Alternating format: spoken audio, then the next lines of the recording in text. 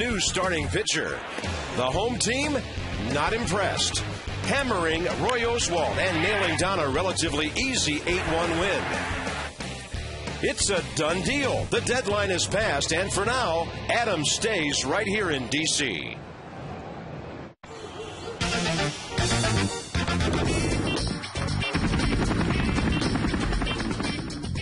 It's a great day for baseball.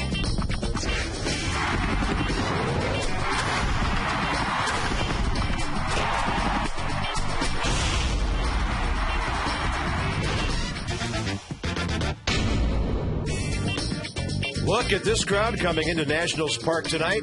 Ballpark will be full for the Phils and the Nats. Game 2 of the weekend series, and look who's in the lineup tonight.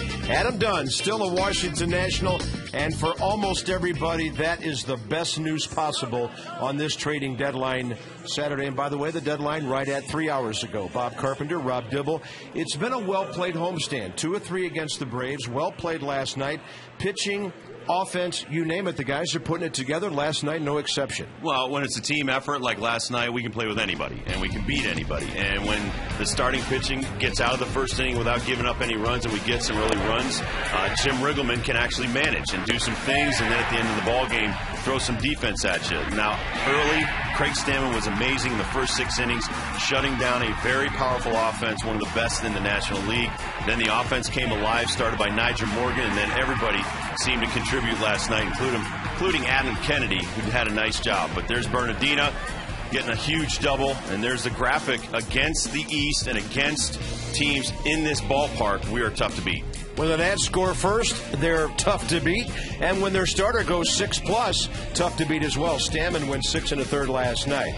So tonight it's Joe Blanton for the Phillies, Ross Detweiler for the Nats. And Blanton with a high ERA, only 1-4 on the road this year. And very hittable. He's given up 17 home runs on the season in 100 innings, Bob. So expect him to come right at our hitters. Ross Detweiler would like some offensive support like Stammen got last night, especially the top of the order, Morgan and Kennedy. 5 hits, 4 runs, and RBI. These two were on base 7 times out of 10 plate appearances last night. They were really setting the table at Nationals Park.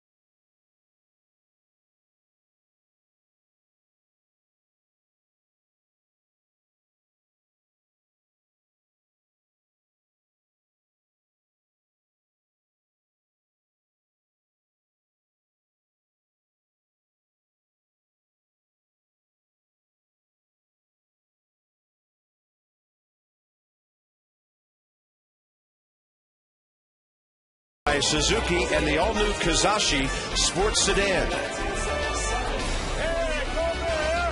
Nationals and the Phillies here at Nationals Park getting ready for Game 2 of the weekend series, and they are still coming down half street. Here's the Phillies lineup. Raul Ibanez has a 9-game hitting streak going, hitting .452 over that time. Had a couple of base hits here last night, but they were harmless singles. As the Nats held down the offense, you might notice Ryan Howard not in the lineup tonight. Left-hander Ross Detweiler faces a lot of right-handed Phillies, and I would think adrenaline is pumping right now.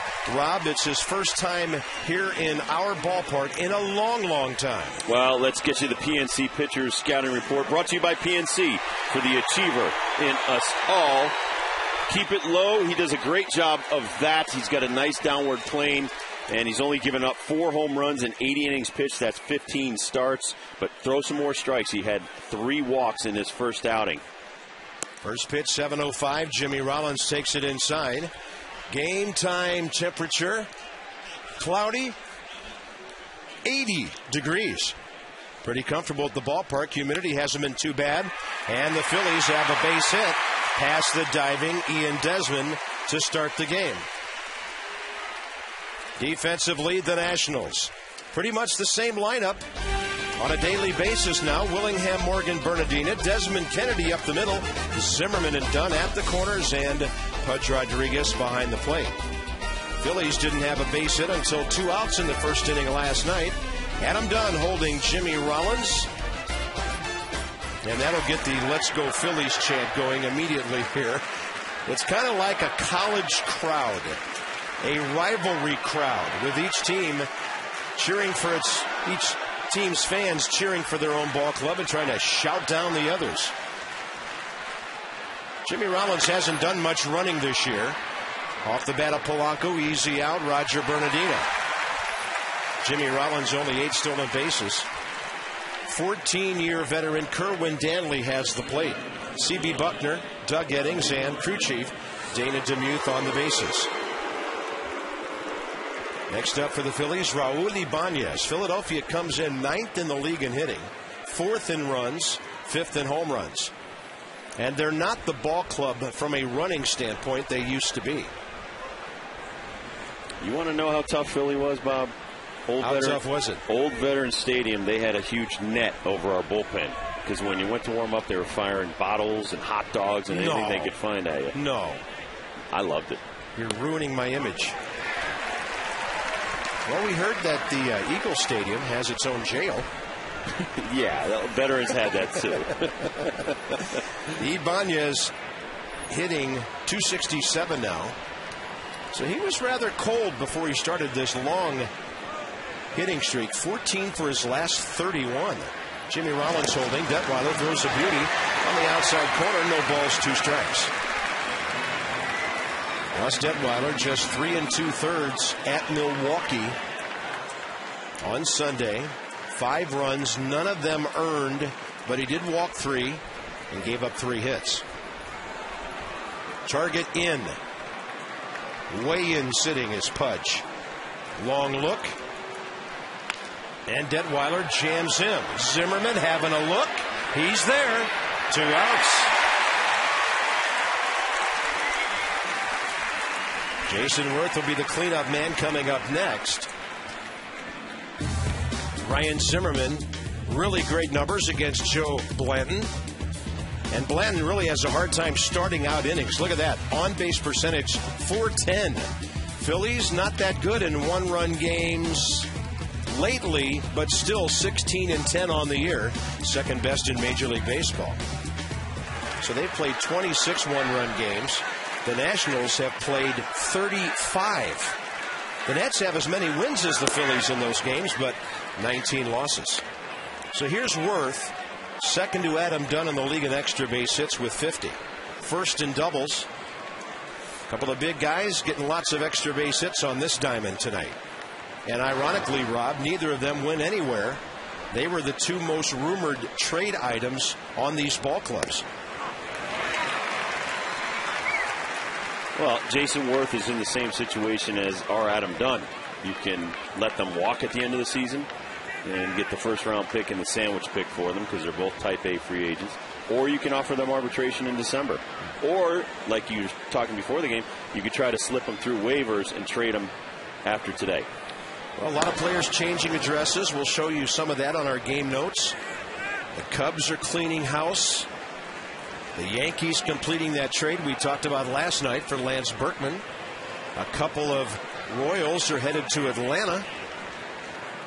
A couple of Cubs headed to the Dodgers. Yes, sir.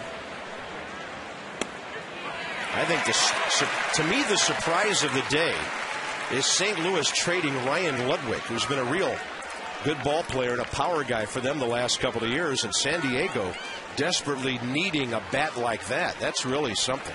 The Yankees also picked up Kerry Wood and Austin Kearns from the Indians.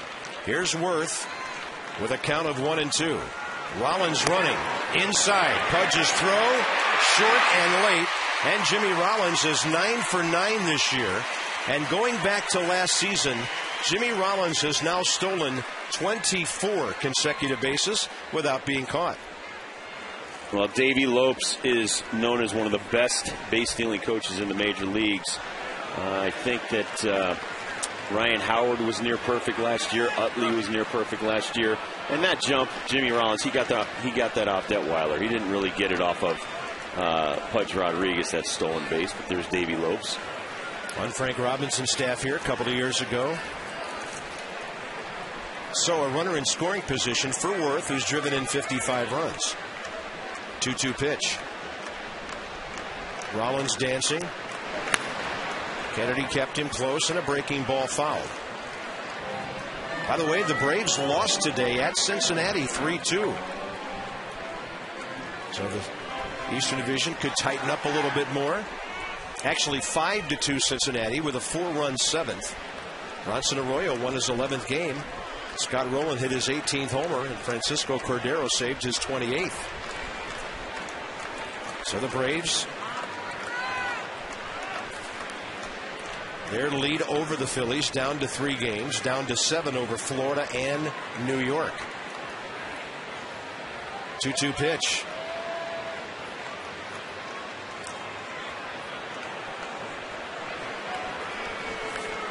Okay, you got 2 outs. Work on the hitter.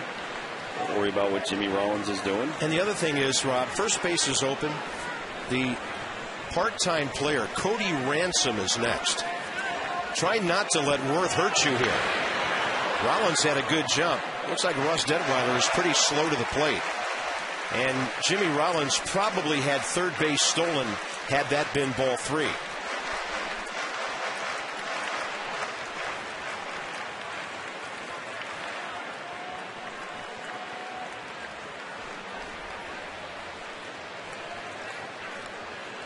Yeah, he's well over 2 seconds to the plate. 2-2 again. Rollins running again. And Worth will drill it. Right center. Niger Morgan at the wall, and he's got it. And the Phillies fail to score in the top of the first. Niger says, I caught it, now you catch it.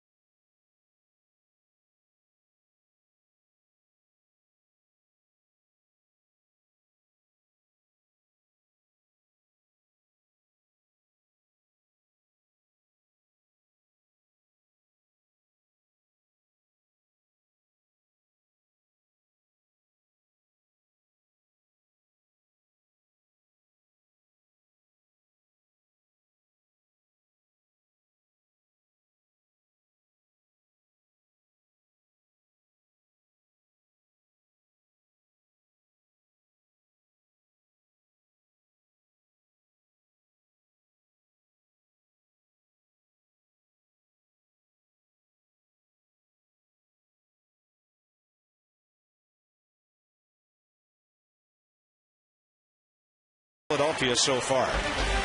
The same lineup as last night. Why not? Adam Kennedy had 4 hits, raising his average to 265. And over Adams' last 19 games, he's hitting 360.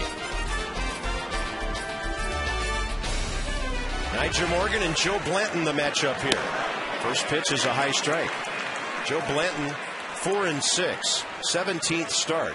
But opponents hitting nearly 300 against him, as Rob mentioned earlier. And the Phillies, of course, signed him after obtaining him in a trade at the deadline a couple of years ago. Expected to be a main cog in this pitching staff, but it's not going that well. Morgan gets the Nats. A base runner starting the game. And in 2 ball games, just over 1, really, Nyjer Morgan is on base for the 4th time. Well, Joe Blanton will come at you with a lot of fastballs, and right there he comes after him with a bad changeup up in the zone, and Nyjer smacks it back up the middle. So fastball, first pitch, changeup, almost the same location, and that's why we talk about if you're going to make a mistake with a changeup, it better be down. Well, how quick is Joe Blanton to the plate? His catcher Ruiz, 22% caught stealing this year.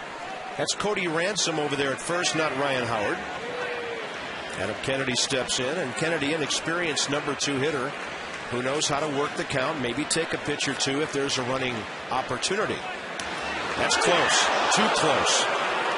Well, what Joe Blanton did, the first one is a show-me move, and this is the good move. This is the pickoff move to try to get Nyjer Morgan. Ooh. Lower throw would have had him. Kennedy out to center. Jason Worth. With Shane Victorino on the DL, Worth is the middle outfielder. PNC Bank scouting report, like I said before, he is a no-nonsense guy. 121 hits and 100 innings pitched. You said 297 batting average. Fly away. Fly ball pitcher, a lot of home runs, 17 in 100 innings. 200 fly ball outs, 150 ground ball outs. But he's the type of 5th starter you want in your ball club. 12 times he's gone 6 innings. 6 times he's gone 7 innings. He may not have a beautiful record or a beautiful ERA, but every 5th day, you count on him for 6 or 7. 195 innings last year. He's gone as many as 230. That was 3 years ago for Oakland. Here's Ryan Zimmerman hitting 292. And Zimmerman's last 20 games yielding a batting mark of 333.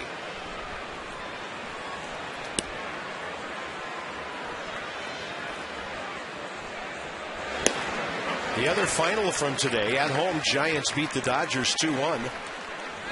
And now San Francisco's only 2 games back of San Diego in the West. Lincecum was good last night. Moda got the win today. Jonathan Broxton got the loss. Morgan almost got caught stutter stepping the wrong way. Joe Blanton, as soon as he sees him trying to get another step, he throws over to first base, as Bob said. And that's when you want to do it, when he's leaning that body weight towards second base.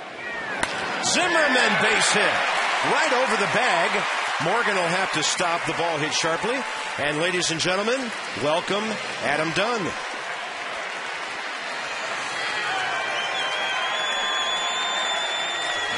The first baseman, number 44, Adam Dunn.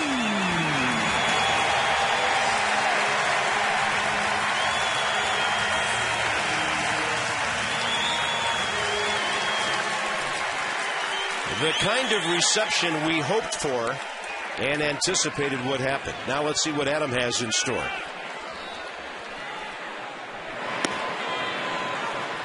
There were some happy people at 4 o'clock today. Including his teammates, including these 2 broadcasters. Well, he's a big part of this ball club. A delightful presence in the clubhouse, on the bus, on the plane. 1 ball, 1 strike to Adam. Who's hit 24 homers, second in the league, driven in 64, just out of the top 10. Big Joe pumped up there to 93 after 73.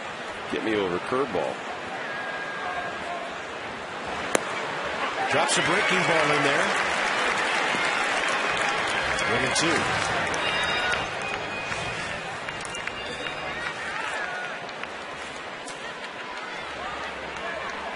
Adam Dunn against Joe Blanton, 4 for 15, 2 home runs.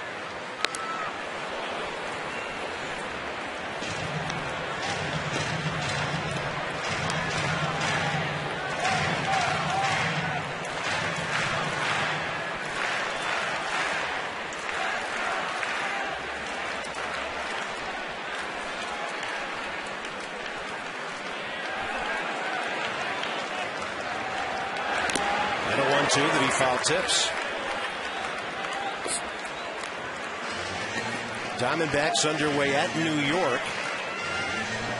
Mets also chasing the Phillies and the Braves. Takahashi for the Mets, 7-5. And later tonight, Ricky Nolasco for the Marlins at San Diego.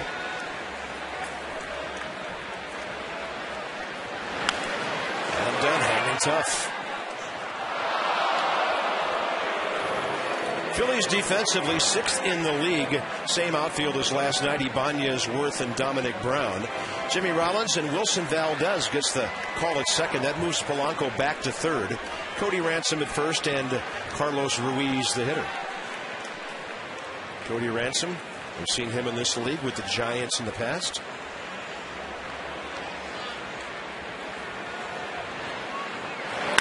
Adam Dunn hits it well to left.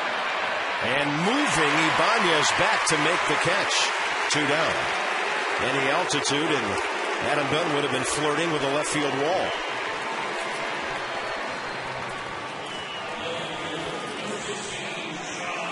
Well, this ball's hit very hard.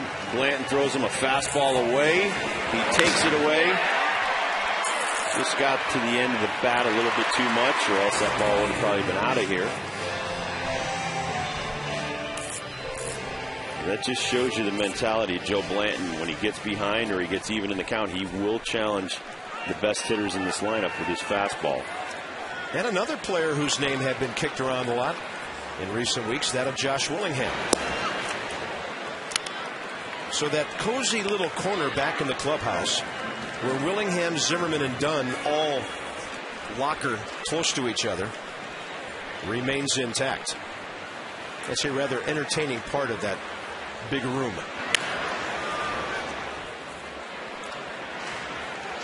They allow Ian Desmond back there. Token rookie. Yeah.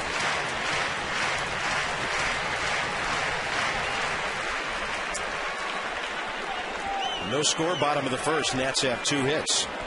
Willingham's driven in 52 runs. Takes the fastball up and away, 2-1. Righty's hitting .314 off Blanton. Takes his changeup away from him. So he has to throw more curveballs and fastballs.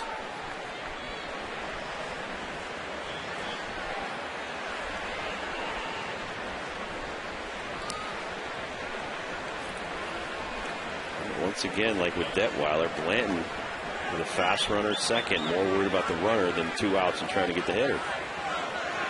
They play Willingham deep. Any base hit to the outfield will drive in Nigel Morgan. Pretty sweet swinging left-handed batter on deck if Willingham draws his 62nd walk of the year. Roger Bernardina, pair of doubles, couple of RBIs here last night. Willingham out ahead of it. And the count will go 3-2, and the runners will be on the move.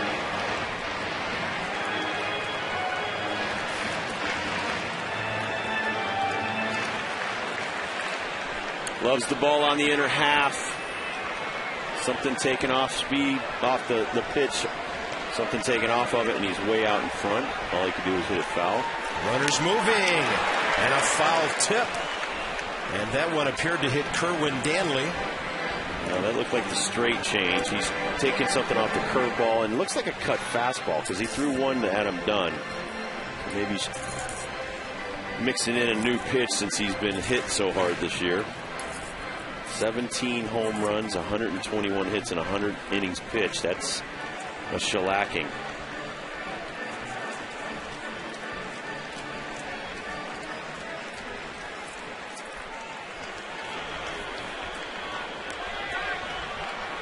Pitch number 20 of the inning.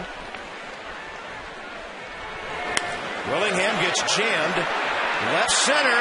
That ball is caught and dropped by Ibanez. Niger Morgan scores. The Nats lead. Zimmerman held at third. And Washington's on the board.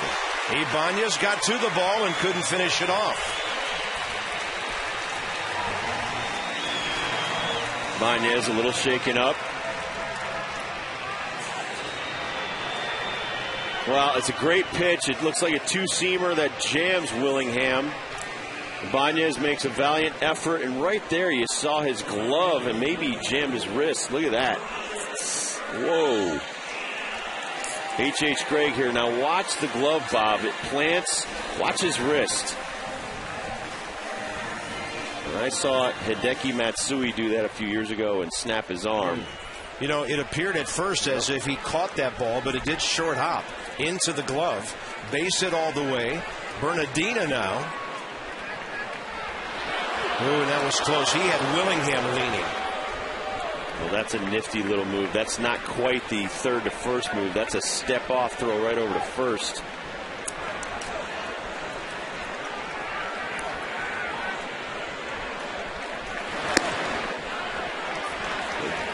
Blanton pulling out all the tricks he can to try to get out of this inning. Well, remember that stat we gave you about him against guys leading off innings. And Niger Morgan got aboard to set the stage for all of this. Now Bernardina makes it 2-0. And the Nationals have four first inning hits.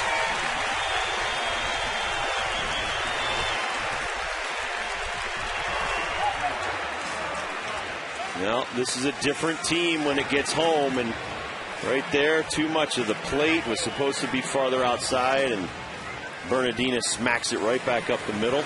His 30th RBI, by the way.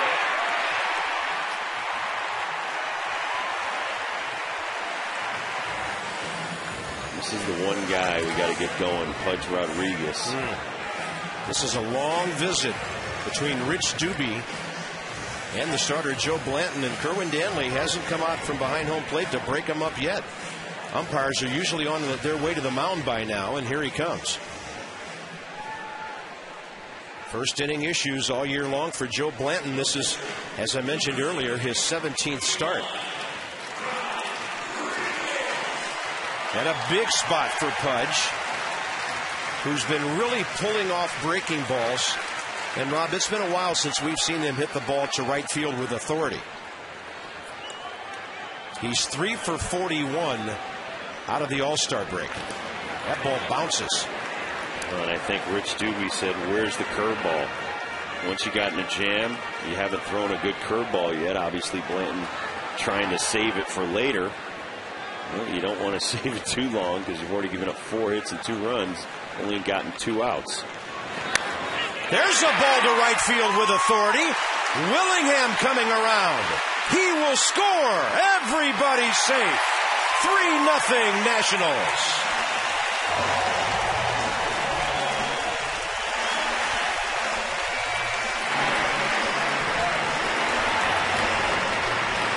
Five singles in the first inning. Putting a lot of singles together back to back to back right here. Pudge, just like you called, Bob, splits first and second. RBI single. Bernardina checked the ball, getting to Brown, and he still went to third and got there easily. Here's Desmond, the 8th Nat to bat in the inning. They'll take a fastball inside. He and Desmond's had a good homestand, 5 out of 12 in these 4 games. So here we are, game 5. The Nats busting out on top here. Well, once again, the offense thanking the starting pitcher. Didn't get the call there. It looked like he squared up the bunt. Not sure why you would do that with 2 outs and the pitcher coming up next. It would get a run if it's a base hit. But I think Jim Riggleman would like to see if he can drive the ball somewhere here. That's a little flare out to right center. Oncoming is Dominic Brown, and he's got it. The Nats send 8 batters to the plate. 5 hits, all singles, 3 runs. It was Morgan, Zimmerman, Willingham, Bernardina, and finally Pudge.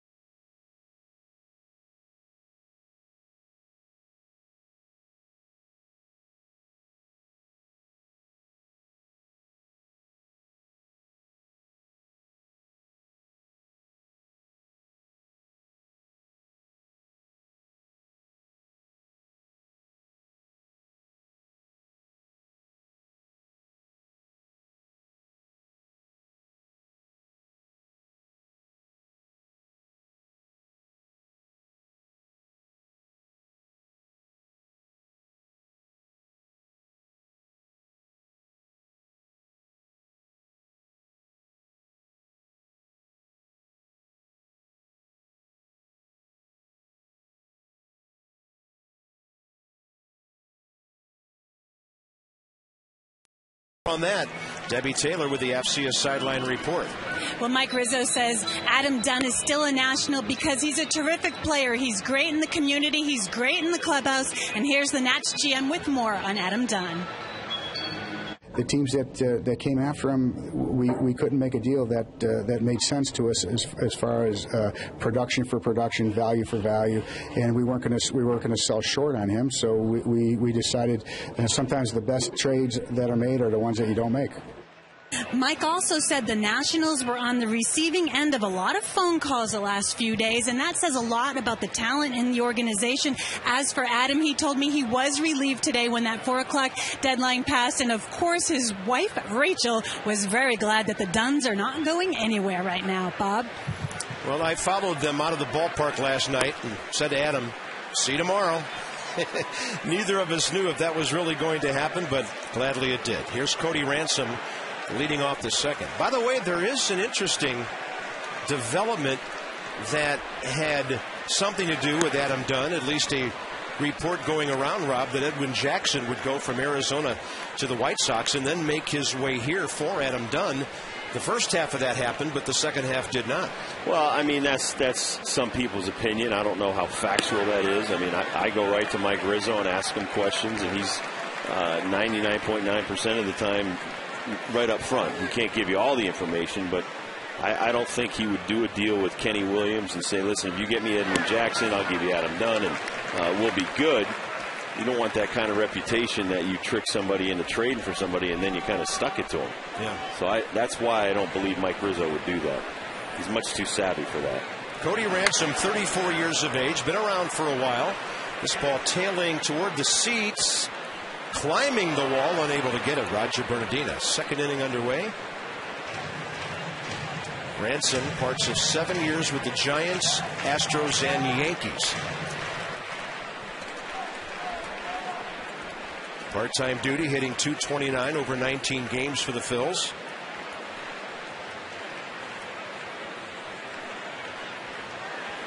And Detweiler misses low and walks him to lead off the inning. Second inning, so it's time for the Luna Double. Call for the Luna Double. Get your second room of flooring free at 877-241-LUNA. And these guys have combined for 62 doubles this year and 104 extra base hits. Jason Worth and Adam Dunn were both trade rumor guys and still with their respective ball clubs. I think it's better that you keep both of them. Absolutely. Who's any better out there floating around than those two guys? No, nobody. Here's Dominic Brown, the rookie. Maybe Lance Berkman. but too expensive for some of these teams to go out and do what they did. But the Astros ended up paying $11 million towards Berkman's contract.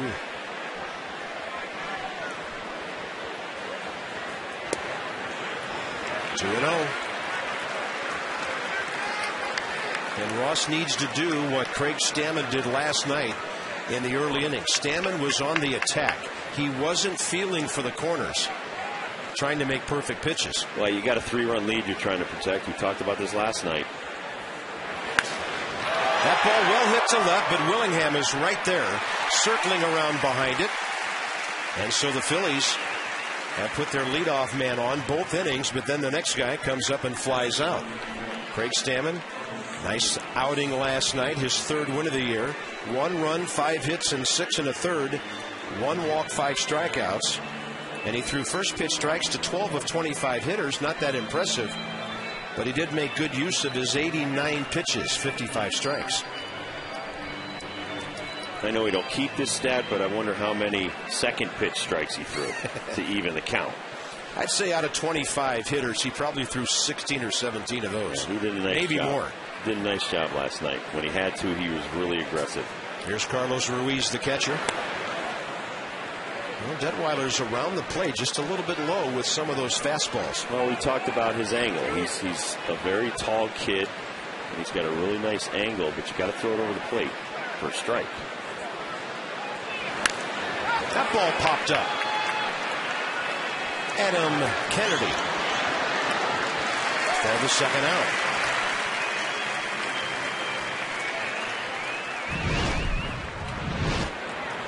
Well, Bob, why just talk about it when we could show you how good he was last night? That was Dominic Brown, the rookie. A little lesson in inside fastballs, and then even Ryan Howard, after being pitched away, got an inside fastball. Another Dominic Brown strikeout, and then Ruiz went down to the sinker. Did a great job of challenging when he had to. Here's Wilson Valdez, playing in his 70th game of the year. And there's no reason Ross Detweiler needs to worry about Ransom on first base. You got 2 outs, got the number 8 hitter hitting, and then the pitcher after that. 2 outs, attack the hitter. Valdez, 32 years of age, played for the Mets last year.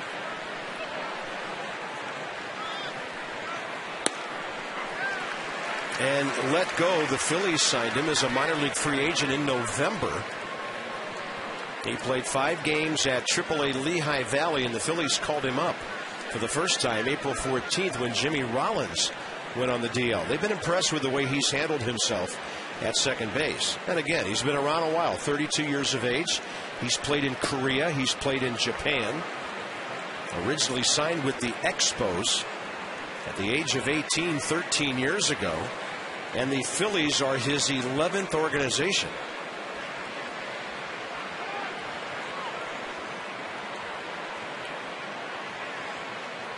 Throws over to a runner who had about a 2-step leadoff. With a 3-run lead, Ross very concerned for some reason with Cody Ransom. Facing the number 8 hitter, pitcher on deck.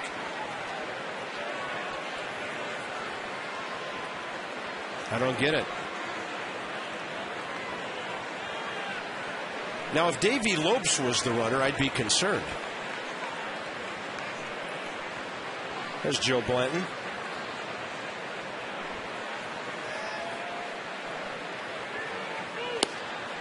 I want to go back to Edwin Jackson for a second. It would not make sense for us to pick him up. 2 years, $13 million contract, and he is 4 months into. Yeah. You know, I don't know why our organization would take on that much salary. And by the way, I found out last night that this year and next year's money for Oswalt, whatever's left for this year, then the $16 million for next year, the Astros are paying $11 million of that. So they are paying huge money to get rid of Roy Oswalt and Lance Berkman. Huge. Now 3-2, and the runner will be moving. So because of the long count, the runner does become a factor. But Detweiler gets a little chopper, plays it well, fires to Dunn, and the top of the second is over. Ross Detweiler, a couple of zeros on the board. He'll lead off, leading 3-0.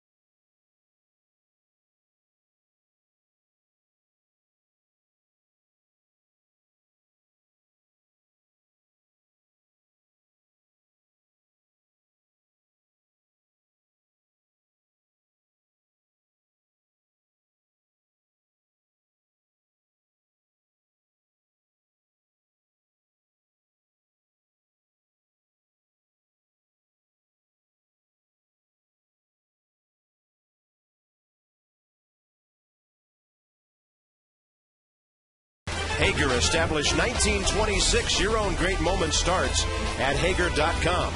And by Acura. Acura. Advance.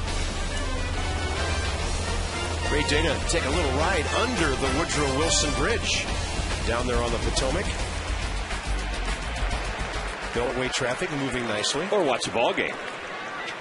Nice evening here. Wow, this is a packed house tonight. Detweiler 0 for 1 this year, 1 for 20 as a big league hitter. And they're still coming. Yeah, I heard the bobbleheads got gobbled up pretty quickly tonight. They're fighting over the bobbleheads. Somebody stole a box of them. Well, that's because Niger's been on base 4 times in these 2 games. Well, he's hot.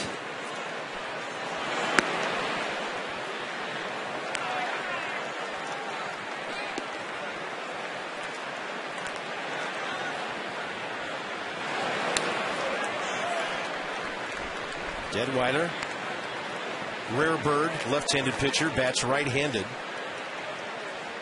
So the pitching arm is exposed in the front of that batting stance. And he'll slice the fastball right back to the screen.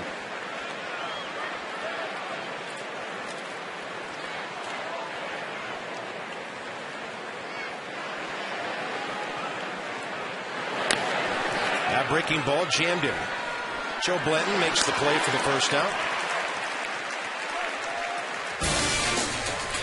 How about that first inning? Nothing but line drives. Well, the Nats go as Nigel Morgan goes, and with an out, Zim got a hit, and the hammer got a hit, and the body got a hit, and Pudge got a hit. So a bunch of guys cross the plate, 3 in all. Now start something again here with 1 out in the second inning. Polanco's on the grass at third. So Willingham drove in his 53rd, Bernardina his 30th, Rodriguez his 29th.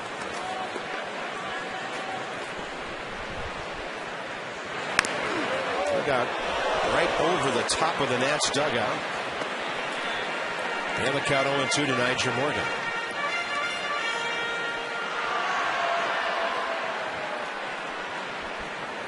This is where he often sees soft stuff low and away. Maybe to set that up, they wanted to go up and in, but Blanton missed it and went up and away. He had the elevation Carlos Ruiz wanted.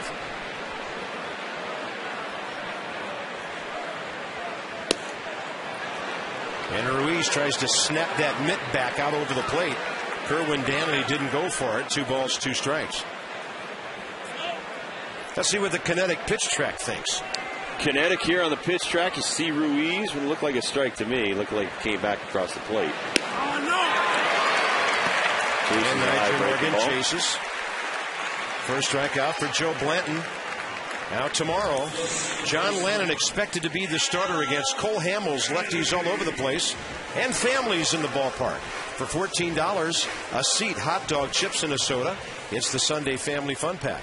Go by nationals.com/kids to purchase your tickets. They are available for tomorrow. Bases empty, 2 outs, and Adam Kennedy 4 for 5 last night. Will Batty flied to Jason Worth, first time up in this game.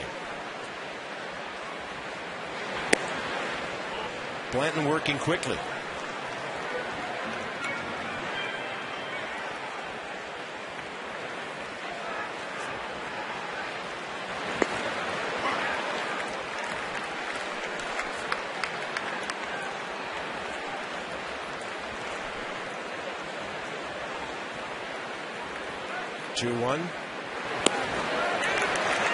Detroit lost again today, and right now they're 6.5 games back of the White Sox, Rob, and they really didn't do much up toward the deadline.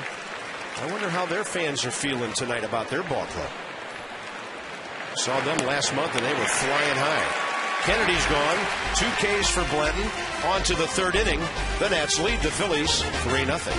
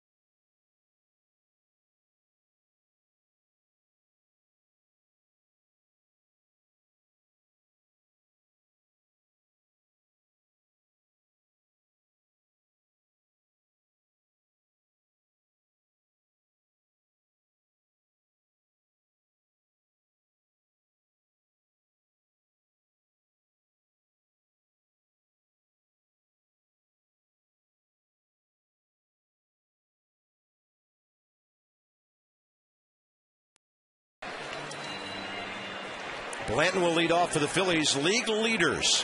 Most starters used. The Nats. Detweiler came aboard last Sunday. Angels, Rangers, Diamondbacks, Pirates. 2 of those ball clubs are contenders. Get ready for one blockbuster hit after another. Hollywood Casino at Charlestown Races, West Virginia. Joe Blanton 5 out of 34 this year. Detweiler gives him a nice hook. Strike 2. Jimmy Rollins next. And Detweiler finally retires the leadoff man. Pudge will make the tag since the ball skipped into his mitt. First strikeout for Ross Detweiler.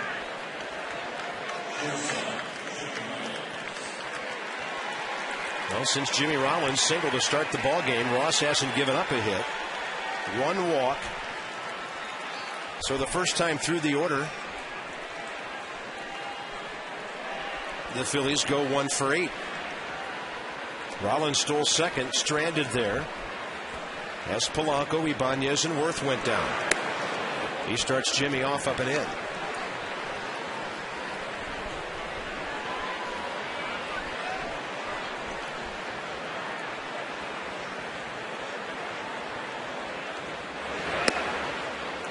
Off speed, 2-0.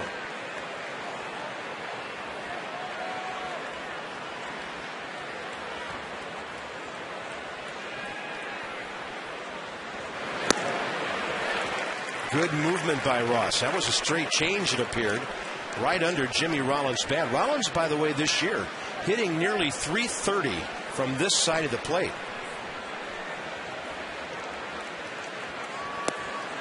That's a strike in the inside corner. He doesn't like that call. Well, he's like Christian Guzman. All switch hitters are natural right-handed hitters. So he grew up, and then somewhere along the line, Kinetic will show you where this pitch ends up.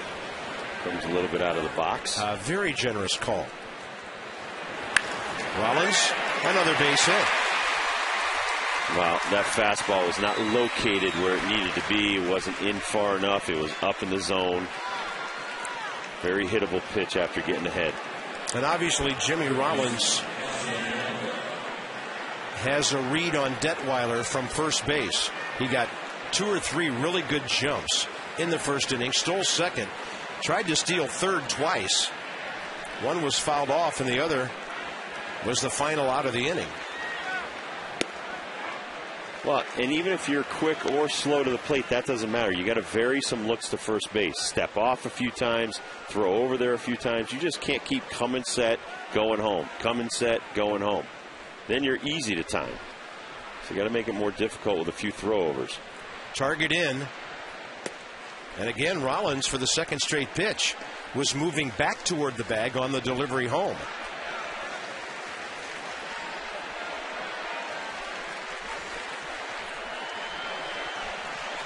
Detweiler on the third base side, trying to pitch inside here to Polanco.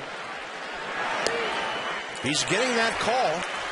Phillies hitters aren't liking it. Well, it's a good changeup, like you said. Great downward plane. These hitters aren't loving seeing this 6'5" kid out there firing the ball and coming downhill. So it's not easy to square up. There you see his delivery. You see how he's got a diagonal towards first base. Off speed again. That was nasty. And his second strikeout.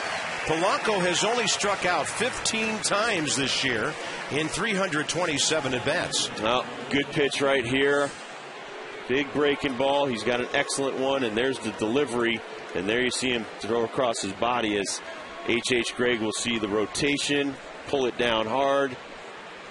And Polanco not even close. I mean, that's really impressive when you strike out that guy who's made contact over 90% of the time this year.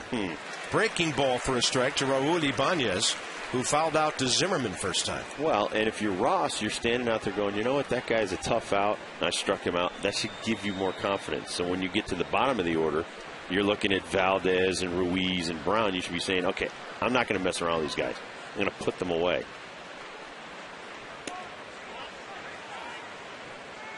You have to have the same focus with the bottom of the order, even more so, because I don't want to say they're outs, but they're outs.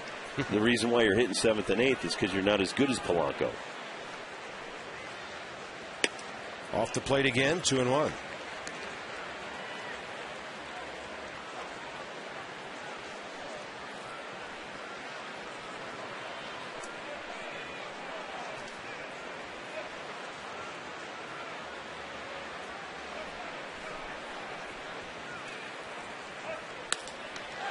Detweiler's got the line drive up the middle. The big hammers are coming. Zimmerman leading off the bottom of the third, then Adam Dunn and Josh Willingham. Well, 2 of them have hits tonight. 2 of them have scored.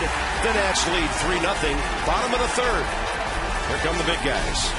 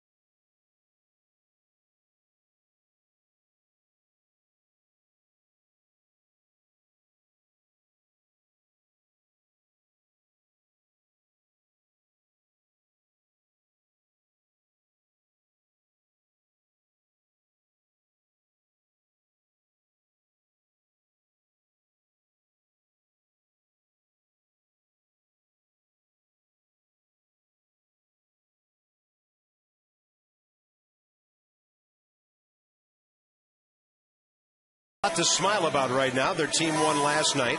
Ahead 3-0 tonight. Zimmerman, Dunn, Willingham coming up, bottom of the third.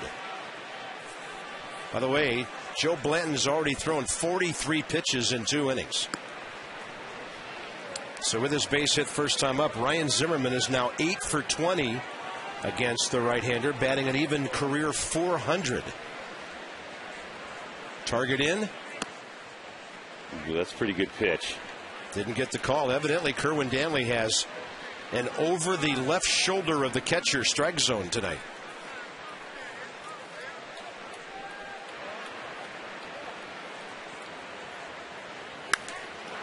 Zimmerman gets under that one and pops it to short left. Ibanez will call off Jimmy Rollins for the first out. Well, 2-0. Not afraid to challenge some of our best hitters with his fastball. That pitch was up in the zone.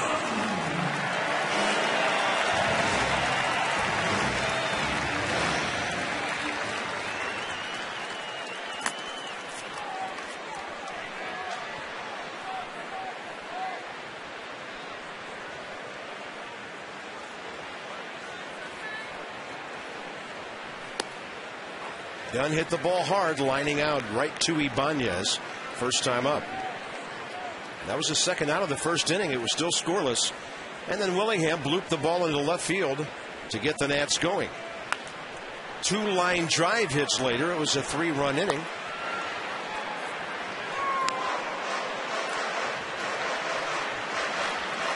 Joey Votto went deep again last night.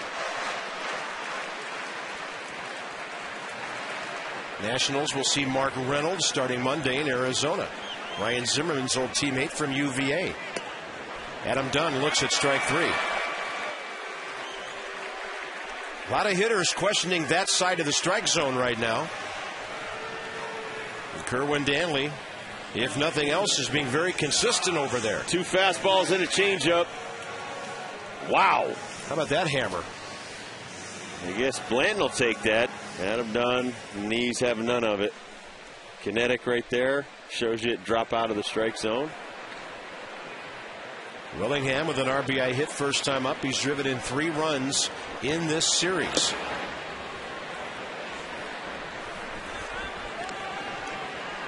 In fact, Josh has been on 3 consecutive at-bats now with a double, a walk, and a single.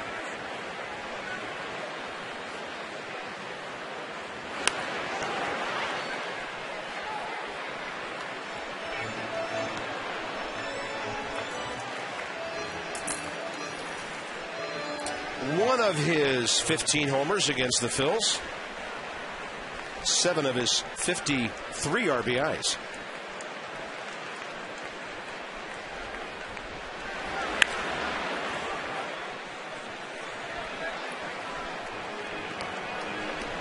Joe Blanton's lifetime record, 67-60.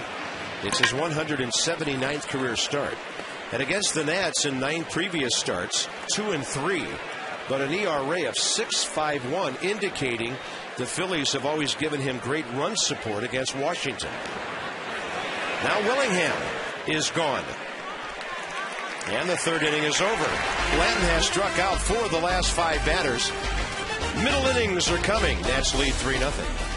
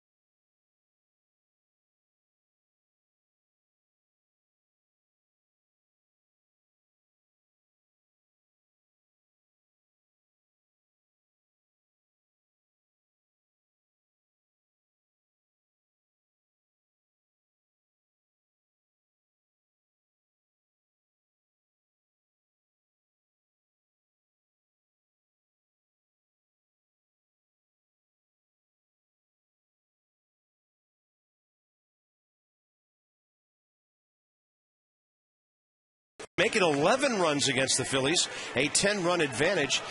But, you know, it all starts with the pitching. Stammen last night. Detweiler at times a struggle or two, but 3 zeros on the board. Well, and especially in that first inning. Got us going, got 3 runs. Now Blanton settled down, and like you said, 4 of the last 5 guys he's punched out. But for Detweiler, protect the 3-run lead, go out there accordingly, try to not walk anybody, make them earn it. Let your defense give you a chance and help you out. They've been playing some good defense lately, work quickly, throw strikes, and that's not the way to work ahead right there. Yeah, breaking ball about 2 feet outside to Jason Worth. Worth gave the Nats an anxious moment. Jimmy Rollins was on second base. He flied out to the wall in right center. Niger Morgan scaled it and caught the ball.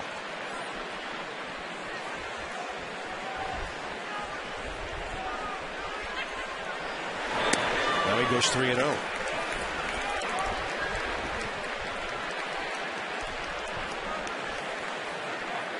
Cody Ransom and Dominic Brown, the hitters to follow. I mean, for the better part of the last 5 years, you just get so used to seeing the Phillies with the same guys out there every night. Because of the injuries, it's a troubled ball club. And for the 3rd time in 4 innings, they have the leadoff man on. Second walk issued. Well, Bob, this is a look from above on Detweiler, and this will always be a problem for him. Now watch where he lands. He's got 1 foot right here. He's going to land, which means he throws across his body, and his arm's going to have to come across that way, and that's why it's very hard to control his pitches sometimes.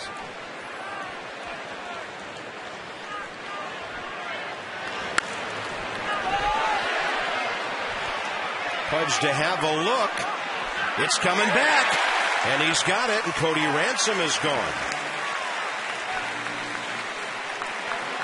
A big 1-pitch out for Detweiler, who will now face Dominic Brown. We have our camera right there, a robotic camera on the screen, and Pudge right in front, staying with that ball. Catchers will tell you that ball can actually be over the screen, but the spin of it brings it back onto the field of play. You cannot give up on it too soon.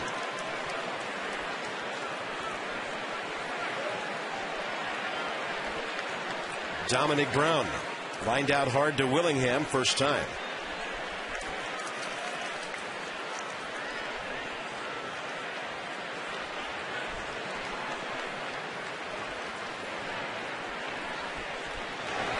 He must have watched some Craig Counsell video when he was a kid. How about the position of those hands and that bat? Well, a lot of pitchers are going to work him inside. He's got those hands so far away and so much over the plate. We're going to keep trying to get underneath that front elbow. Well, the right-hander Stammen able to do it last night. That's a strike on the outside corner, 1-1. He's a big, tall kid. He's got his hands way over the plate, so he's going to try and come in on that inside corner. If he doesn't get to that ball out in front of the plate, he's going to jam himself an awful lot.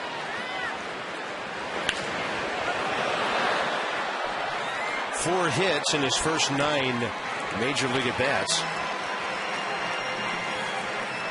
Played at 2 different levels for the Phillies this year before they called him up. Double-A Reading, Triple-A Lehigh Valley. Hit .327 combined, 20 homers, 68 RBIs.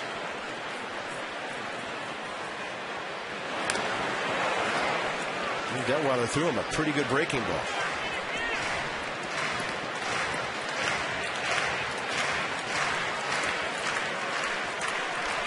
Catcher Carlos Ruiz.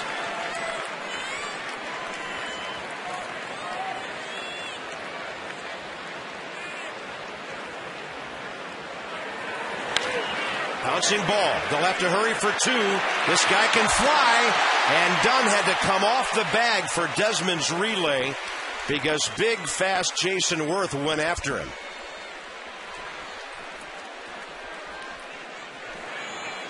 They had plenty of time to turn it. Well, ball hit pretty good right there. Gets a good feed. Gets out of the way. And the throw is just up the first base line for Adam Dunn.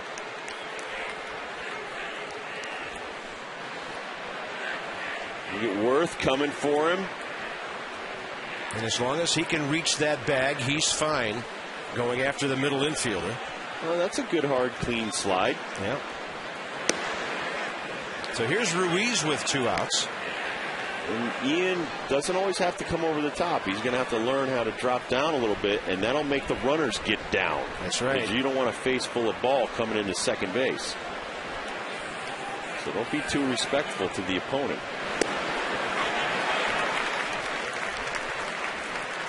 That's why a lot of guys, you'll see them, if they're nowhere near the bag, they'll veer off. They'll go right into right field. They don't want to get hit by the ball.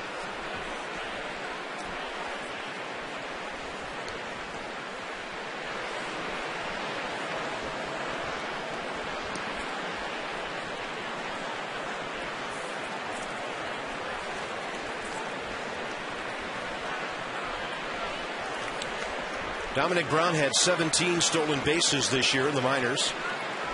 We know he can run. Miami of Florida wanted him to come to college and be a wide receiver.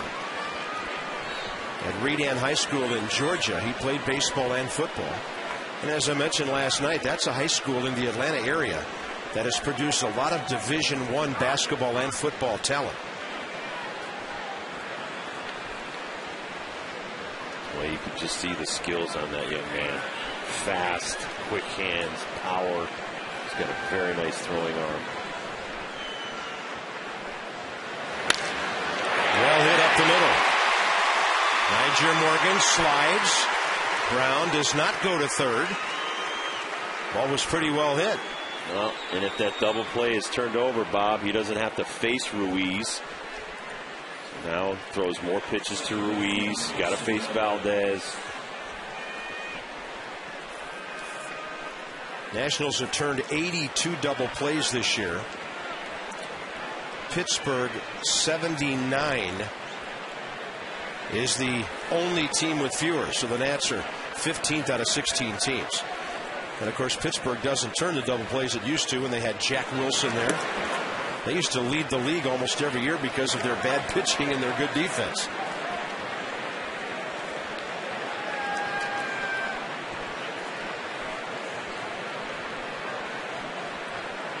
Two on, 2 out. Wilson Valdez bounced back to the pitcher first time.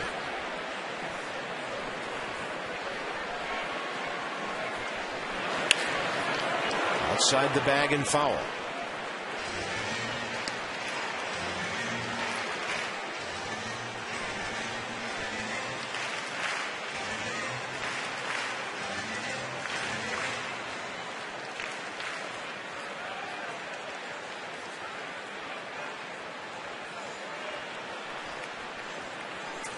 Full ballpark on a Saturday night.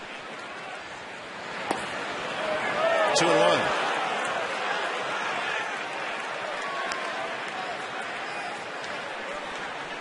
Bob, here's his foot. This is Detweiler pushing off the rubber. Watch him spin in the dirt, drag his foot, especially on the changeup. That's how you slow the arm down a little bit.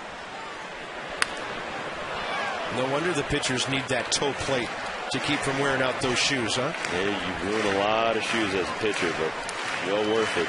Digging and pushing, and there you see him lining himself up for the next pitch to Valdez here. You can see the covering on the inside of that left toe. Yep.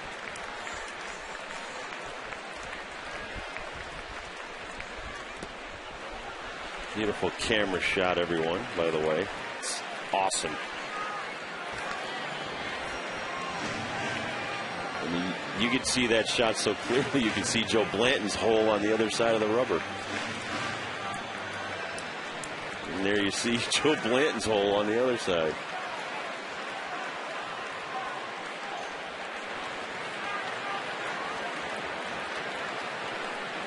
3-2 runners on the move here.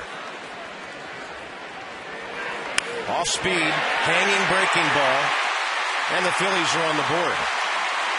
Not sure the last time Ross Detweiler's thrown his fastball. The number 8 hitter with the pitcher on deck gets a hanger on 3-2. Do I have to say it? No. You want me to say it for you? Go ahead. You know, those guys are hitting 8th for a reason, Rob, because they're not as good as Polanco and Rollins. And you can't be hanging curveballs to this guy. He's a backup middle infielder. You speed up his bat, he's right on it. Here's Joe Blanton. You got to get this guy out. It does.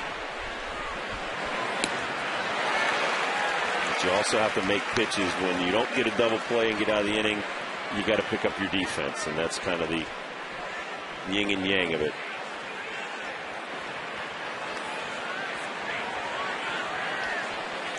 Blanton struck out swinging first time. Everything's off speed here. There's another one. This is a hitter who probably won't be able to hit that. As long as it's moving and diving. Yeah, as long as it's down. I mean, the problem with that last pitch to Valdez, it was so far up in the zone. He gets the bat on it. Detweiler covers it. And the Phillies will settle for a run. They get a run on a walk and 2 hits. It's 3-1 Nats, middle 4th.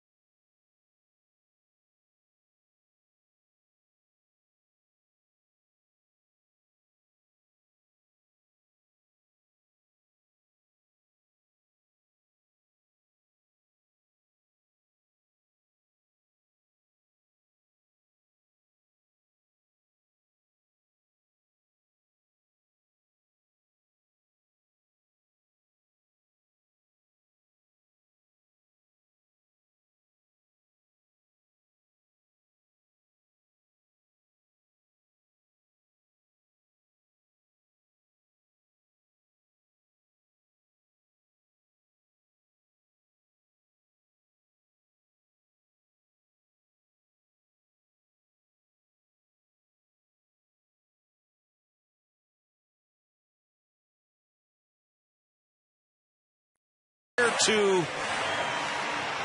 nearly wire. Look at that. Huge lead. He's within probably 5 yards of the tape. Loses his balance. Oh. Wow. And George W. takes it. I don't know. You know, I saw all 3 presidents behind Teddy cut across the outfield grass. There should be an inquiry. Every Thursday, Friday, and Saturday, Miller Lite Party Night here at the ballpark. A Scoreboard Pavilion seat drink voucher. It's only $20. $2 more for prime games. Come early, pregame happy hour at the Miller Lite Scoreboard Walk Bar, featuring $5 beers. So Teddy chokes, and here come the Nats, bottom of the 4th. Roger Bernardino, RBI hit up the middle first time. Joe Blanton has retired. 7 hitters in a row, though, since the Pudge Rodriguez hit.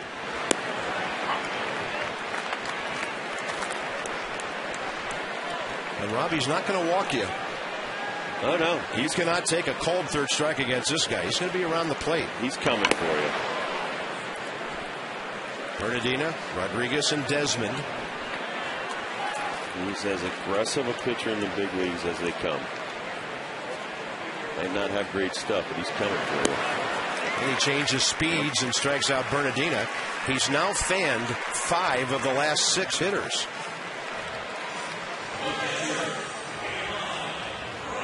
Well, he's figured it out, got himself warmed up, and he's got the changeup working now. So there's the circle, there's the change, there's the arm speed like a fastball, and there's the whiff.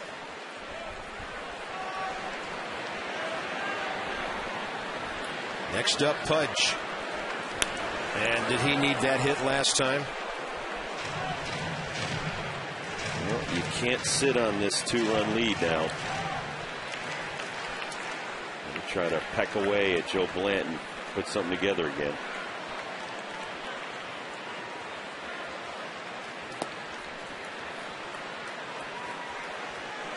Diamondbacks and the Mets each on the board, a 1-1 ball game, trading runs in the third.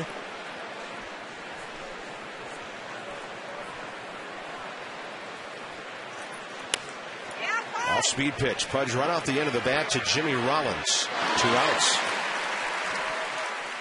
That's 9 in a row for Blanton. He'll face Ian Desmond. Now tomorrow, Cole Hamels for the Phillies. And even though it hasn't officially been announced, everybody expects John Lennon to return for the Nats at 1:30 tomorrow. DC 50 joins us. Then it's on to Arizona, where Levon will pitch Monday, Olsen Tuesday, Stammen Wednesday, Detweiler Thursday. Steven Strasburg will do some tossing in the outfield tomorrow. And then after a possible day off, maybe a bullpen within the next 3 days. Starting to look like Strasburg would pitch again when the Nats return home a week from Tuesday. Not particularly on that day, but sometime during that home stand. So Desmond does turn over the lineup to get it down to the pitcher Detweiler here in the 4th inning. And that's Ian Desmond's 6th hit of this homestand.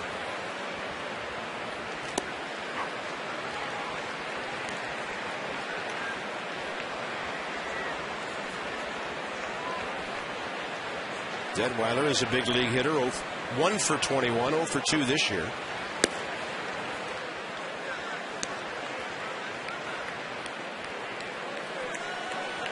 It took Blanton 43 pitches for 2 innings. Now he's thrown 20 pitches total the last 2. He's shoot, fire, hum, baby. He can just, once he's locked in, throwing nothing but strikes with all of his pitches. Up to 43 strikes now against 21 balls.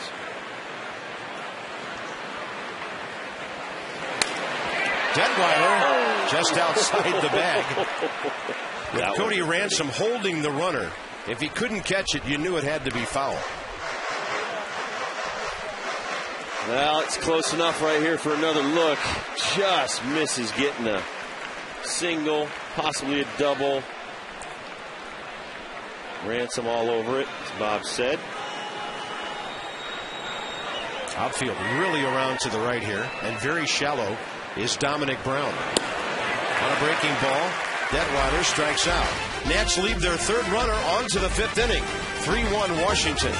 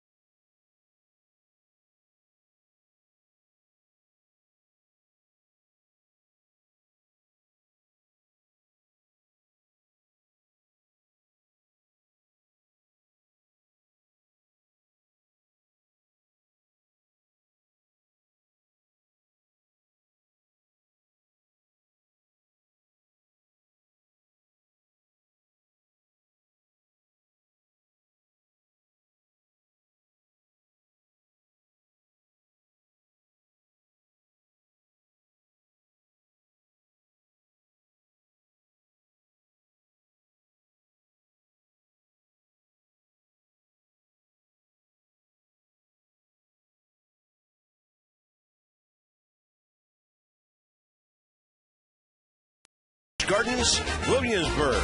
Celebrate the world we share. So you can take the water taxi up from Old Town, park right on Potomac Street near the ballpark, walk into the first base gate, and see the game we're summarizing. Willingham, an RBI hit back in the first. Bernardino Rodriguez would follow with hits. Joe Blanton struggling early. Now he's all over it. And Ross Detweiler feeling his way through 4 so far. But now with Jimmy Rollins leading off the 5th, it'll be the 3rd time around the order he's helped himself with the glove. Yeah, he's made a couple of pitchers put outs and get some nice strikeouts when he needs them. And there you see the big curveball. Getting Polanco, getting the Banez liner back to him. Mechanically, not bad as far as being able to field his position. Distribution of outs.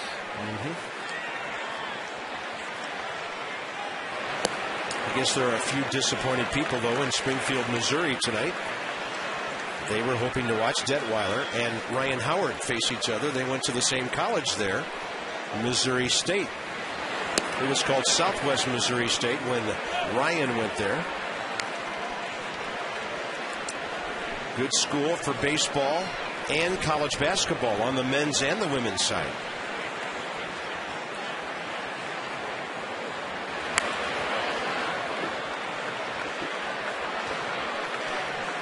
There's Ryan Howard. I know they know who Jackie Stiles is. Years ago, they had a female basketball player there who set all of the NCAA scoring records. She was amazing.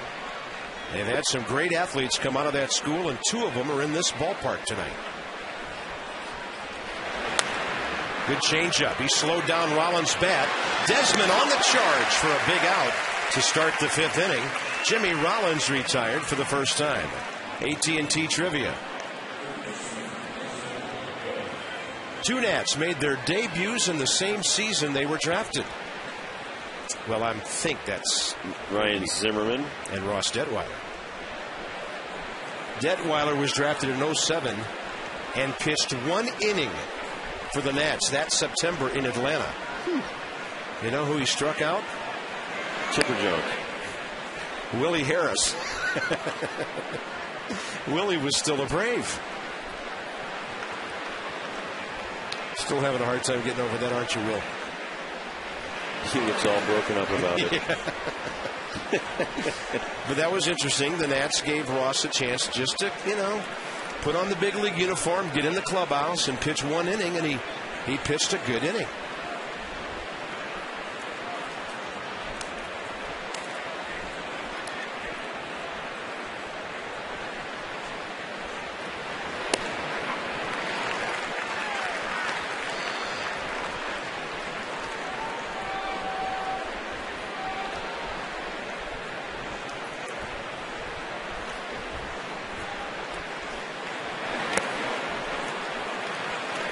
Now it goes to 3-1 on Placido Polanco.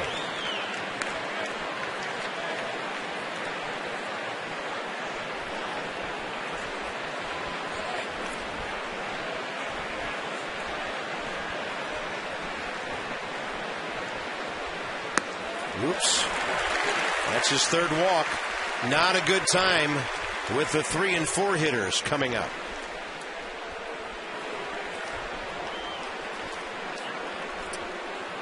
'05 and '07.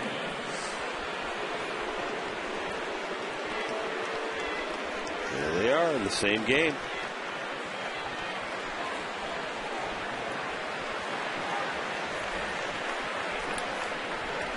It was Friday, September 7th of '07.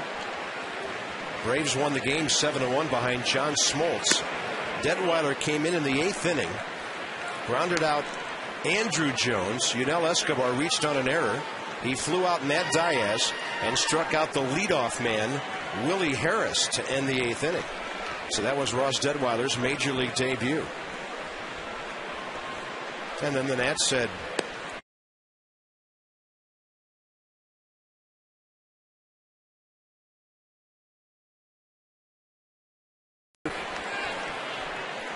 Seemed to have gotten a little bit sloppy with his mechanics. With his mechanics, he's got to be focused on every pitch.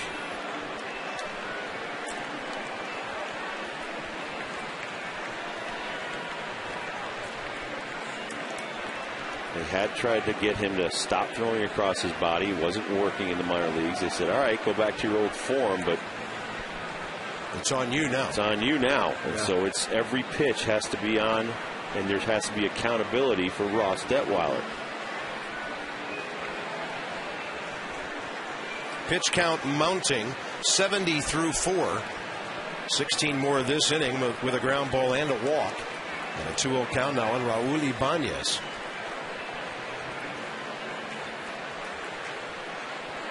Pardon me, 11 more this inning.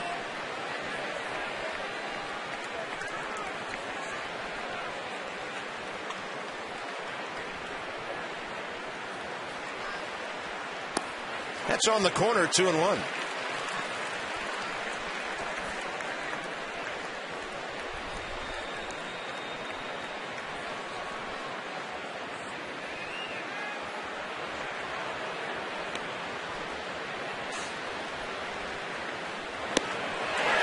Thing was hanging up and in. Change it. Maybe too high for Raul Ibanez to get to. It's okay. Sometimes Joe Blanton's pitches have backed up, and that one right there, just a high breaker, took something off of it.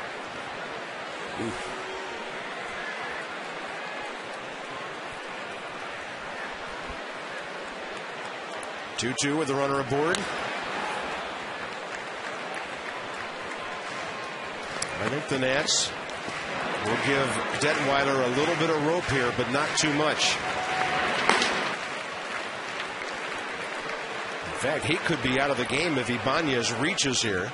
They could go with Peralta against the dangerous Jason Worth. Ross trying to get through 5 here. Ball 3.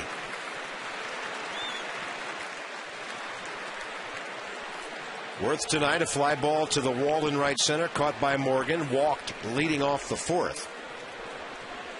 Well, remember, you're one pitch away from getting out of this inning, so you want to try to get the lefty like you said. You don't want to bring Worth up to the plate.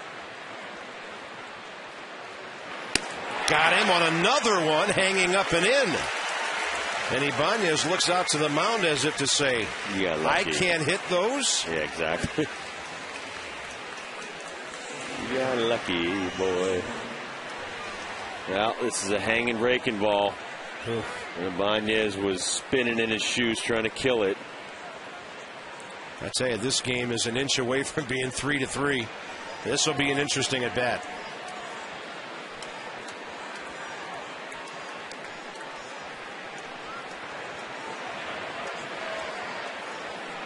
Jason Worth hit his 15th homer of the year here for the Phillies' only run in the 7th last night. Some good late movement. That ball to the outside of the bat. Well, we saw much better fastball in his first start in the low 90s. He's checking up at about 88 miles an hour on a good fastball tonight. I was talking to Brian Schneider yesterday about Roy Halladay, and he said catching him is amazing because everything moves so late. Even catchers have to make adjustments. Every one of his pitches, late movement.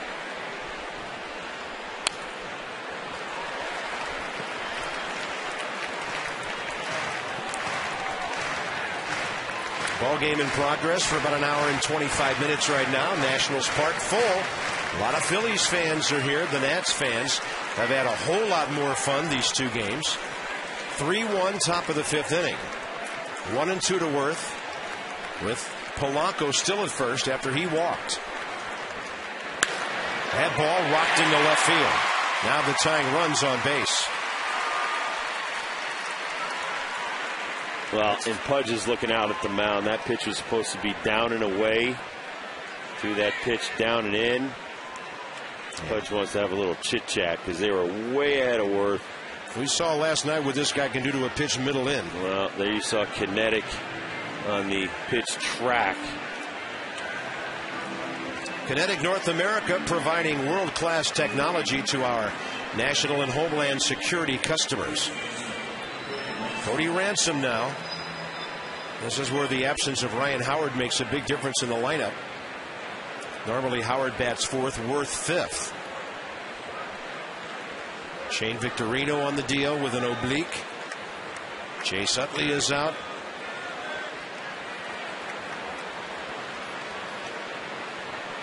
And this could be the ball game for Detweiler right here. Ransom has walked and fouled out to Pudge. Ball skipped into the mid of the catcher. Ball one. Well, you got to be aggressive right here. You got to go get Ransom. Not an everyday player. You don't want to fall behind him and put him in the driver's seat. You got to locate your pitches better.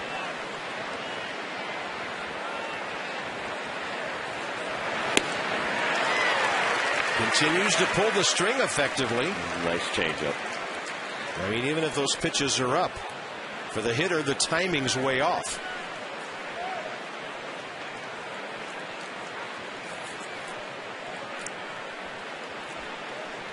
Cody Ransom, 5 RBIs in 20 games this year.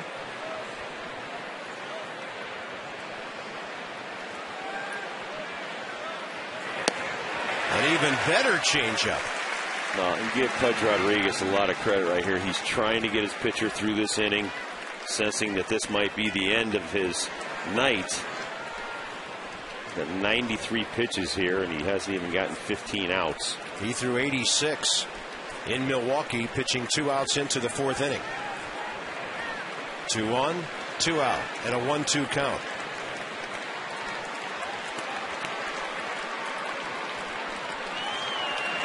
He goes soft again. Little pop-up. Adam Kennedy is there. And the Nats are out of the inning. The Phillies have stranded runners in every inning. 7 so far. 3-1 Nats.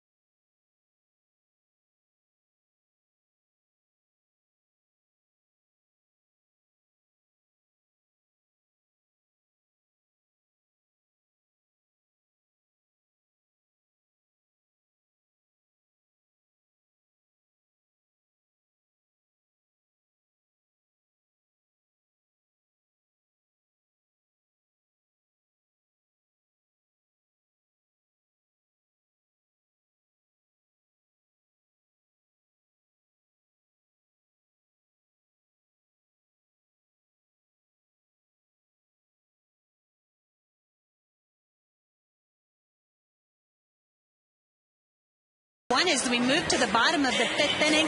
Now Nationals GM Mike Rizzo adding some international flavor to the organization today by signing 28-year-old Cuban pitcher Yuneski Maya. Now he pitched in the Cuban National Series, the equivalent of their Major League Baseball. Livan Hernandez, the fellow Cuban, giving him his jersey number 27. He will head to Viera after spending a couple of days here in D.C. He'll be evaluated by Spin Williams, but he did sign a Major League contract, so we could see him shortly, Bob. The kind of pitcher who has pitched at a level that many feel is the equivalent, at least close to the major leagues. 6-year career, 48-29 with a 2.5 ERA. He's 28 years of age.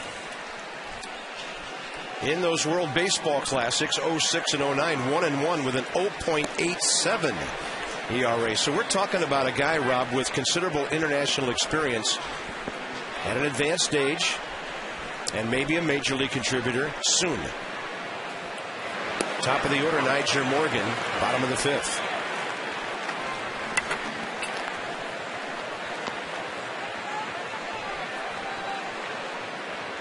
Morgan 1 for 2 with a base hit, a run scored, and a strikeout. Blanton's been through the order twice. Uh-oh, for him. 3rd time's been deadly this year. That's why his opponent's batting average, and Morgan looks at strike 3, and he can't believe the call. And Kerwin Danley has a fluctuating strike zone tonight. There's been a couple of games so far this season that Charlie Manuel has tried to get an extra inning out of Blanton, and he's gotten killed. But right there, very nice changeup for strike 3. You know, but that 372 that was? That's how you get your opponent's batting average up to 297 overall. Kennedy laces one to left, right at it, Raul Ibanez. And it'll be Ryan Zimmerman now with 2 outs. Russ Detweiler is at 94 pitches.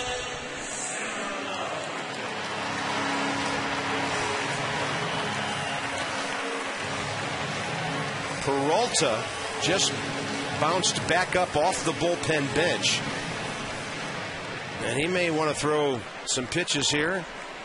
Have 8 when he gets on the diamond, whenever that is, but he could be ready for the 6th. This inning is moving quickly.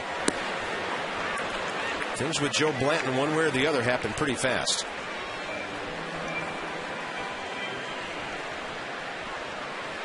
Ryan's 1 for 2, base it up the middle, fly ball to left.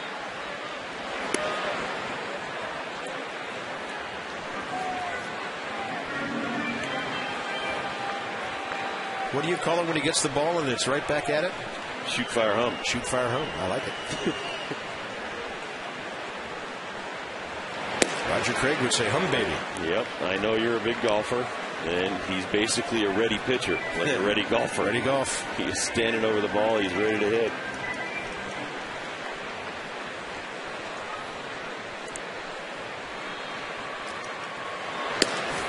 A lot of guys sitting home today after their 5-hour rounds on a Saturday saying, there was nobody playing ready golf today. Saturdays, good for baseball, not great for golf. 3-1 to Zimmerman, and that ball's up and in. That'll extend the inning a little and get Adam Dunn to the plate here. Joe Blanton doesn't walk people very often. That's his 26th walk of the year. Well, now he's looking in at Kerwin Danley. Yeah. Single game suite tickets are on sale for Sunday. You can go to 888-632-NATS or nationals.com/suites. They're $95 a seat, 2-seat minimum per purchase, and you can get a suite ticket. Suite in more ways than one. Adam Dunn just got hit and come to the ball game tomorrow. So suddenly 2 on, 2 out, after it looked like Joe Blanton was just going to blow his way right into the 6th inning. Let's see if it gets in. Well, if it did, it just grazed off his uniform pants. Adam flexing his knee a little bit, evidently sold it to the umpire. Add acting to his resume. Very nice.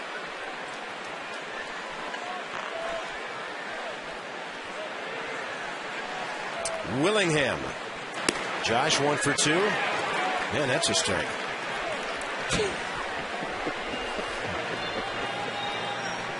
Starting to sound like me over there.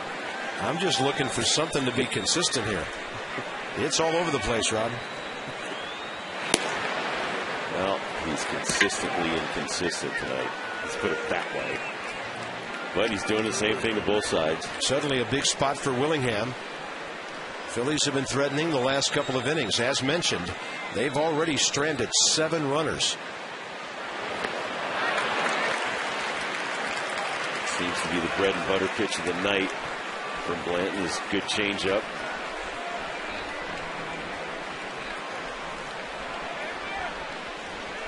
Well, Josh was on the speed of it. He just couldn't get down there for it. See where Ruiz sets up this time. Bounces outside. Ball 2. Josh Willingham hasn't had a home run in 20 games. Well, and it's up to our players and our hitters, Bob, to step out, call timeout, and stop Blanton from being in a groove. You know, we're kidding a little bit, but it's not funny that he's standing up there and just firing at will. You got to break it up a little bit, make him step off. 2-2 pitch. It's a strike, and Willingham can't believe it. Hard to get a read on where the strike zone is. It's 3-1 after 5.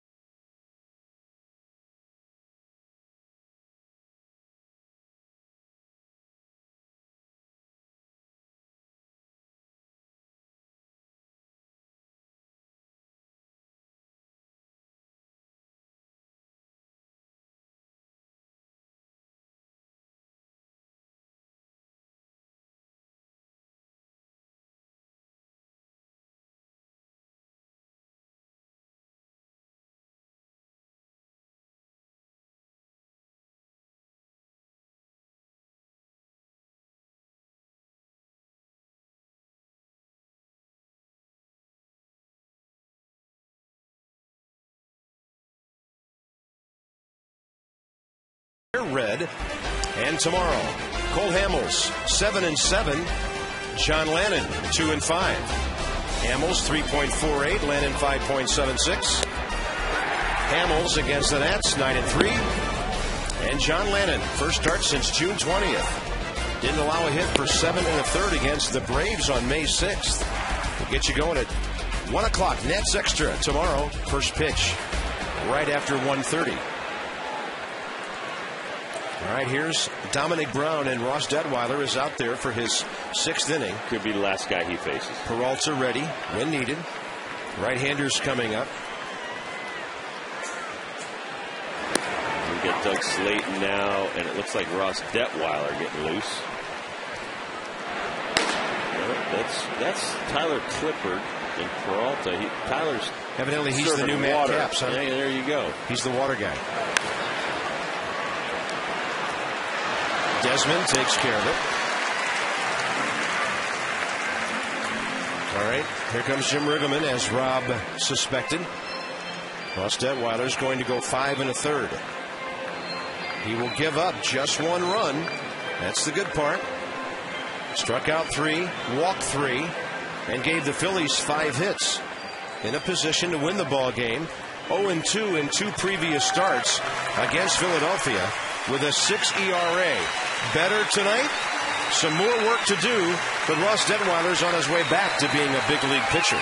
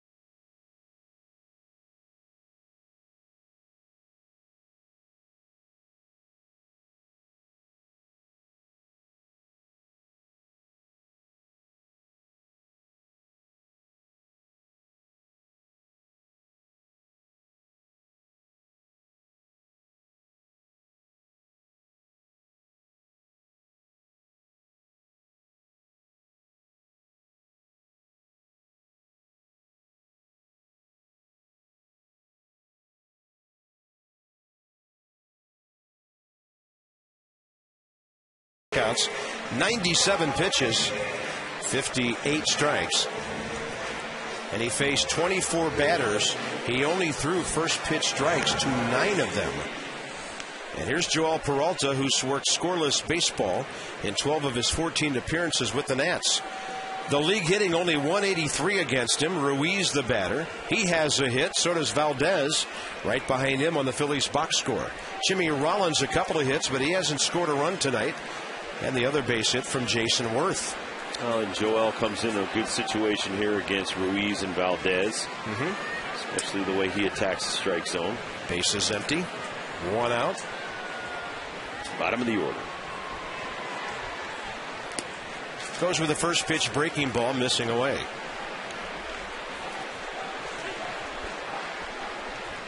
Mets have scored bottom of the 5th, leading Arizona at Citi Field 2-1. Angel Pagan a couple of hits in that game. He's not going away quietly with Carlos Beltran returning. Clippard joining Doug Slayton now. Jim Lett's bullpen will be a busy place for the rest of the night.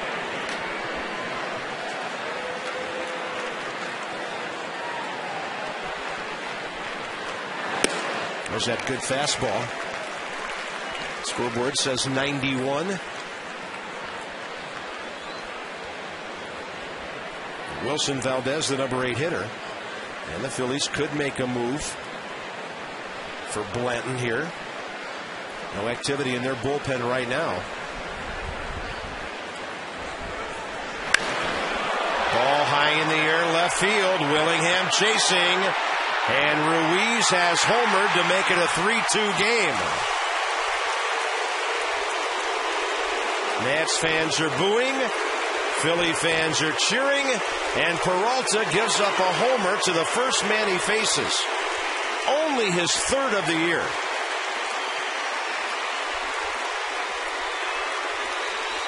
Rob, it doesn't matter how hard you throw when you fall behind. Yeah, well, but he fell behind on 2 bad breaking balls.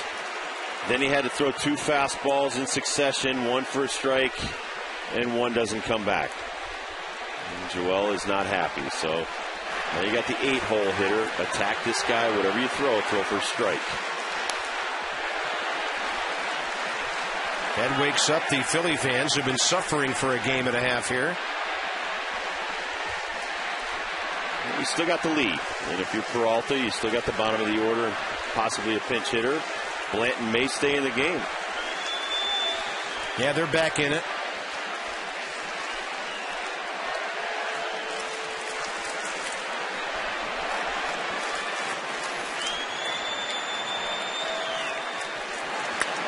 That'll be a pop-up out to right center. Nigel Morgan tells Bernardina, I've got it. And Joe Blanton will stay in and bat here in the 6th.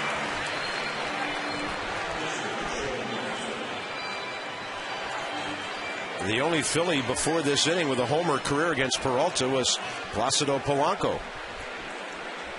Ruiz had never faced him.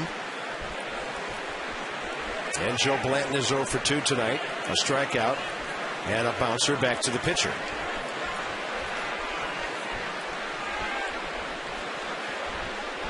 First pitch breaking ball front door for a strike call.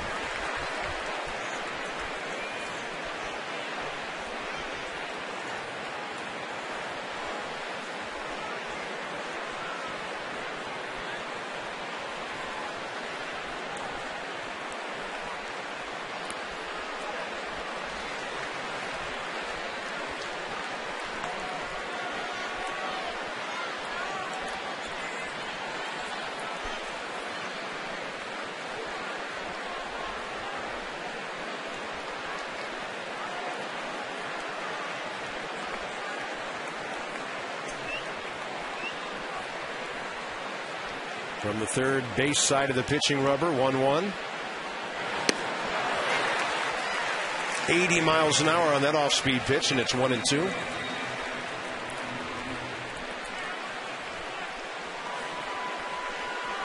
He's got an excellent fork ball for his changeup. He keeps it down. Should be not something Blanton can hit. He hits him. And the Nationals are claiming he stuck his elbow out. And Kerwin Danley's calling him back. No attempt to get out of the way. In fact, in the estimation of the umpire, an attempt to get hit. And Charlie Manuel wants to talk about this. Danley has already made a motion with his left elbow that Blanton stuck it out there to get hit. The umpire can do this, Rob. Very few of them do. Well, it's obvious right here. He drops down, throws, looks like a breaking ball, but that's as obvious as you'll ever see someone sticking their arm in the way. And that's a big, strong country boy right there, Joe Blanton, saying, trying to get on any way I can here with 2 outs. But that's not legal. I don't know why. There are some umpires who do not call that. Kerwin Danley did. 2 balls, 2 strikes. Just blow him away. He'll pop it up left side. Zimmerman and Desmond Ryan the call. And the Phillies are gone in the top of the 6th inning. Now their fans have a chance to boo. What a great atmosphere. 3-2 Nationals.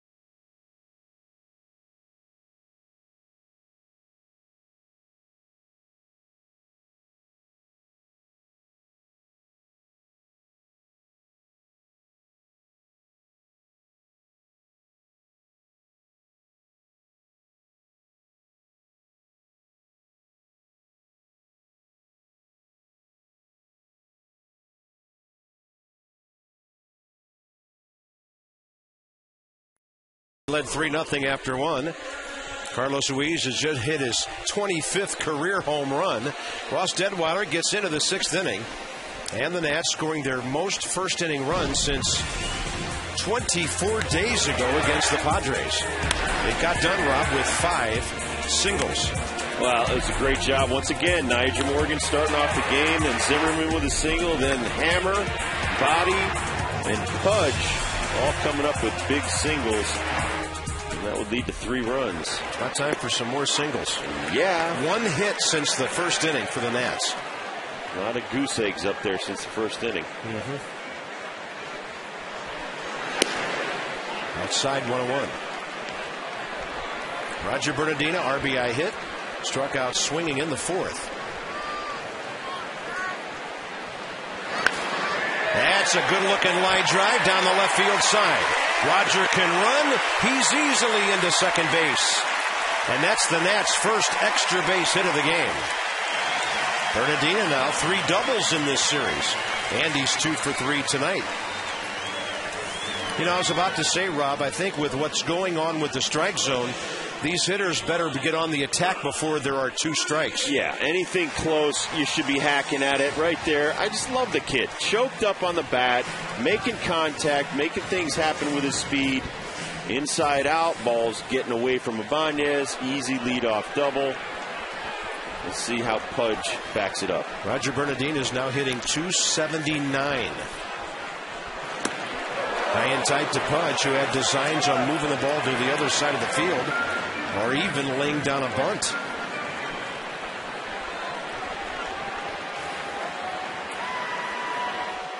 Now, right now, the bullpen is empty. If Pudge did move the runner over, they wouldn't have to pitch to Desmond if they thought Peralta was staying in the game. On the other hand, Jim Riggleman had 2 guys warming up. They might be ready anyway.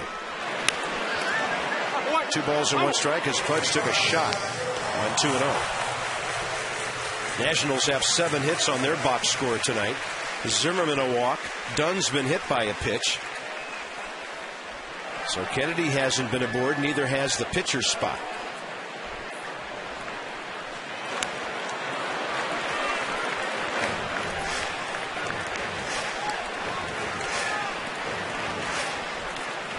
J.C. Romero for the Phils.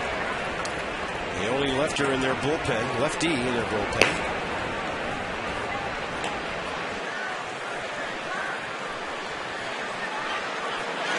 By the way, thanks to Roy Halladay, the Phillies bullpen has pitched the fewest innings in the National League and appeared in the fewest games.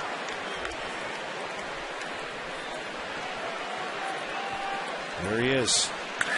Base hit. Pudge Rodriguez. Bernardino scoots to third after making sure the line drive went through, and the Nats are in business here in the 6th. This would be so big right after the Phillies scored again.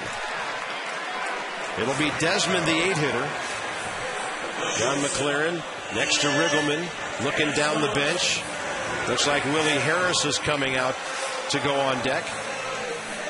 Well, it looks like another breaking ball. The 2-0 pitch was a breaking ball that Pudge missed. That looked like a breaking ball that he doesn't miss. Yeah. Well, it's about time Pudge got a hanger. They've been throwing him nasty breaking balls away off the plate for weeks. Desmond has a base hit in 2 trips. He hits the ball with authority to right field. Dominic Brown with a diving catch. Bernardino scores.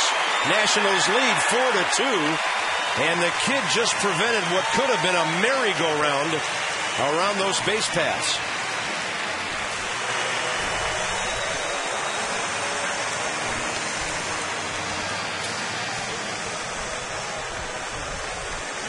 Well, he missed one of these diving catches in his first game with the Phillies. He makes a great catch right there, tracking it the whole way. Now the infield's going to come in, and H.H. Gregg on the Exmo showing the beautiful catch of Dominic Brown, but Bernardino doing a great job of reading the play, standing on third, scores easily, and now the bullpen is ablaze with guys warming up to try to get in this ball game.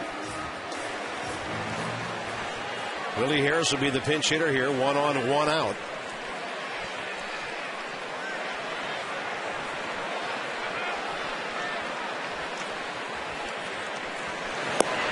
Willie Harris as a pinch hitter this year, 6 for 28, 5 RBIs,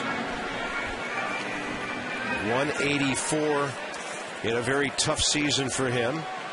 He has 9 hits in July. It's been his best month with the bat. 2-0. Looks like Tyler Clippard will be next.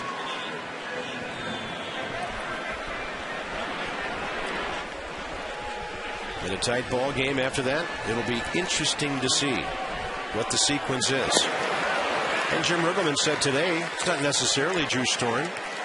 He said if there's a left-hander up in the 9th inning like Ibanez, or if Ryan Howard makes an appearance, he might go with the lefty for a save opportunity. There you see, 3rd time through, they really get to Blanton, almost 400 off of him. Willie Harris with a base hit. Pudge will stop at second, and the Nats have 3 out of 4 hitting safely here in the 6th inning, and now they've recycled things back to the top of the lineup. Top of the lineup, top of the hour here at Nationals Park in Washington. The Nats have 9 hits to the Phillies 6, leading 4-2 in the bottom of the 6th. Debbie Taylor, Rob Dibble, Bob Carpenter. And now Nyjer Morgan, who's 1 for 3 with a base hit, 2 strikeouts. But the Nationals are not letting Joe Blanton get them to 2 strikes here. Morgan hits one up the middle. And out at first. A 6-4-3 double play. Nats pick up a run on 3 hits. They strand a runner. They've left 6. It's a 4-2 game into the 7th.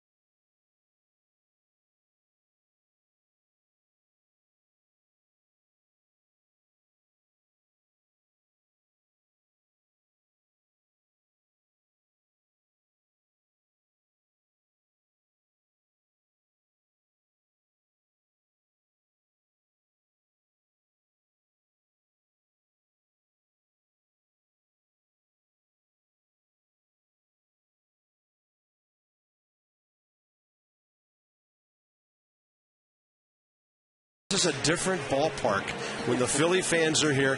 We're getting a taste of what a real rivalry can be like. Oh, absolutely. Same division type play. This team travels very well with their fans. The Phillies fans have had nothing but success lately, so they don't want to miss any games. And sometimes it's easier for them to get a ticket on the road than all the sellouts they have at home right now, as they're over 100% the last couple of years with their fan base. So, our pitchers doing a great job, though. They're battling with a team that's fighting for first place.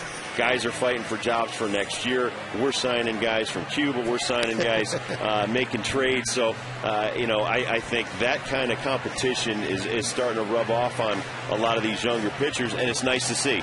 Guys are getting healthy. We're going to get a little bit healthier here in the near future, and that's going to bring a lot better play to the Nationals team. Tyler Clippard. An inning and 2/3 of scoreless ball last night with a walk and 2 strikeouts. Came in with 1 out in the 7th. Now Jimmy Rollins turns around to bat left-handed, and this is where Jimmy's had his problem this year. Rollins, as I mentioned earlier this year, or this evening, 326 from the right side, 209 batting left-handed. Change up, 1 ball, 1 strike.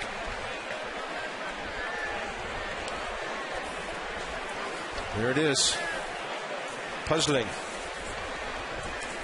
You'd think he'd pick up enough infield hits batting from this side to not have an average like that. You know, the year before his MVP season, he went to Tony Gwynn to work on his hitting, and it paid off. Maybe he's gotten back into some of the old habits, or maybe his injuries are just starting to catch up.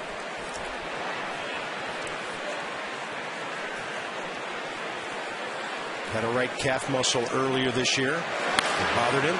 That's a pop-up. Playable. Zimmerman. 1 out. Now the Nats have retired Jimmy Rollins twice in a row. On Thursday, August 12th, come to the Nats ballpark here and see the Marlins right here. And the first 15,000 fans, and you know, you will like this. You'll receive a Steven Strasburg Major League Debut DVD presented by Harris Teeter. Relive the first time Steven took the mound here. Added bonus features included. Get your tickets at nationals.com/tickets. June 8th, a night to remember, and you'll be able to take it home with you. And we heard a rumor that there's a couple of TV announcers who do the intro to that thing.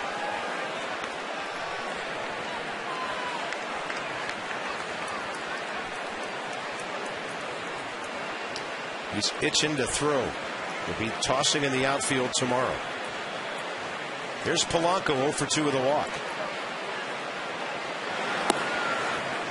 Ball 2.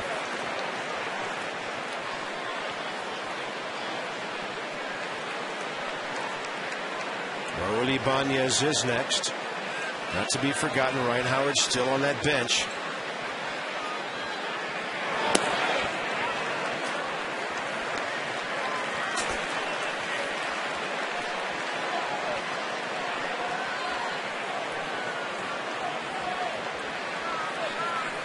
He's been very good against his Philadelphia ball club. 4-pitch walk to a guy with very little power. The Nats have had some ill-timed walks tonight, and that's the 4th of the game.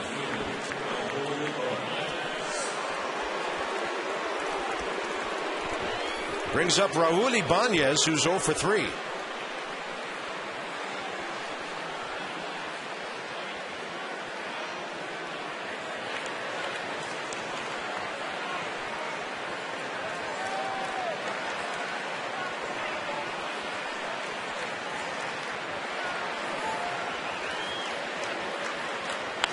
Ibanez goes up hacking. First fastball he sees. Crowd at 38,049 announced tonight. That is a sellout. Last night we had 32,590. So the series has drawn well over 70,000 fans. First 2 games. We'll get up over 100,000 tomorrow. That will get Sean Burnett up and throwing. Change up, home run, tie game.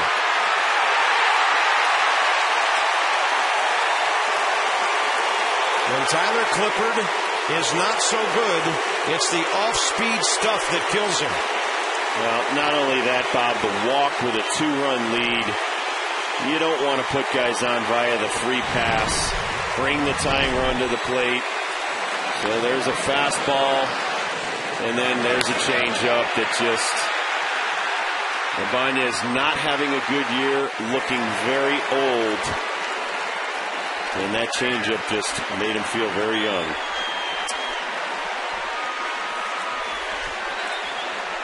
And Clippard may be out of the game. He just will not stay away from the off-speed stuff when he can throw low to mid-90s. Worst combination for a pitcher for decades has been the walk And the homer. Is there a change? Only thing that'll keep him in the ball game will be the fact that Worth is right-handed.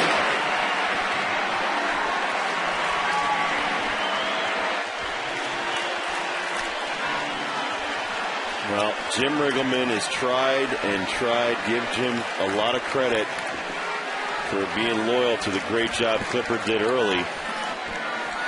But Rob, what we just saw is why he's now pitching in the 6th and 7th innings and not the 8th and the 9th anymore. But once again, when he's in a situation of a lead, it's his 9th blown save of the season.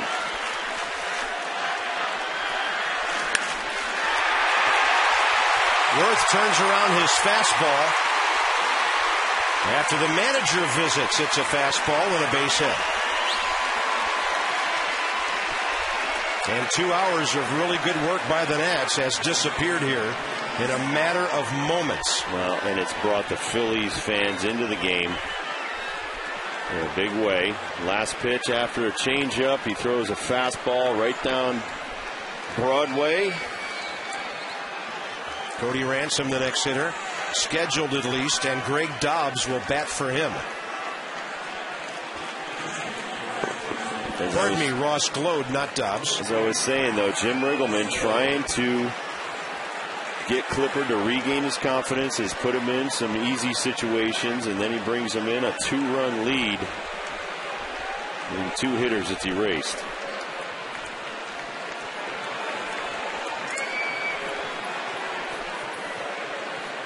And that'll be it.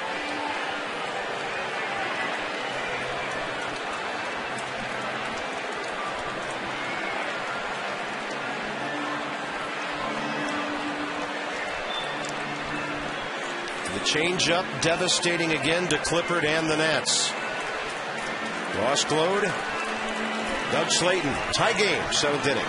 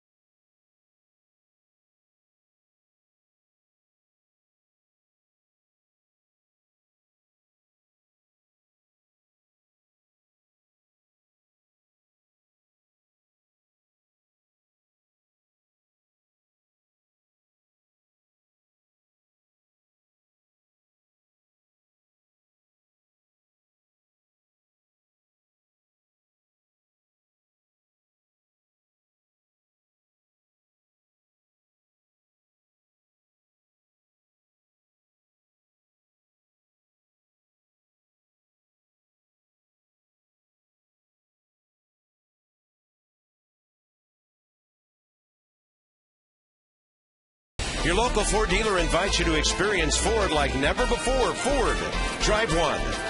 And by H.H. Gregg. We make buying TVs and appliances simple. H.H. Gregg, price and advice guaranteed. Beautiful Saturday evening in our nation's capital, last day of July. The Nats are 11-13 this month. It was looking great for a while, and now it's tied up, and the Phillies have all the momentum.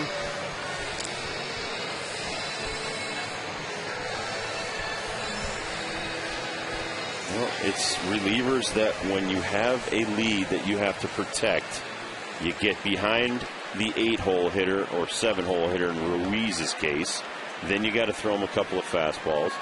You have a 2-run lead that you just got the 1 run back that you just gave up. And you walk the first guy. Polanco not a whole lot of power after he'd retired Jimmy Rollins. Slayton with a breaking ball high in the zone. What I'm saying is, though, you take your chances with a 2-run lead and you say, okay, if I give up a home run, the worst thing that can happen is I still have the lead.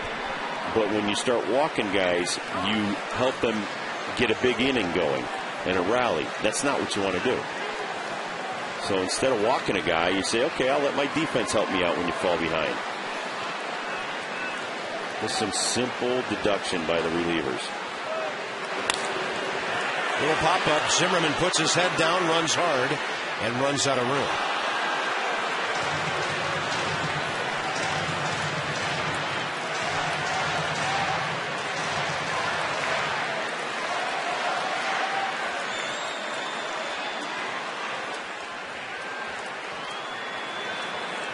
Remember last year I told you when Ibanez was killing us that I felt he was looking for breaking balls? Yep. That's a hanger on 0-2. Heading for third Worth. And the Nats are making some really bad pitches here.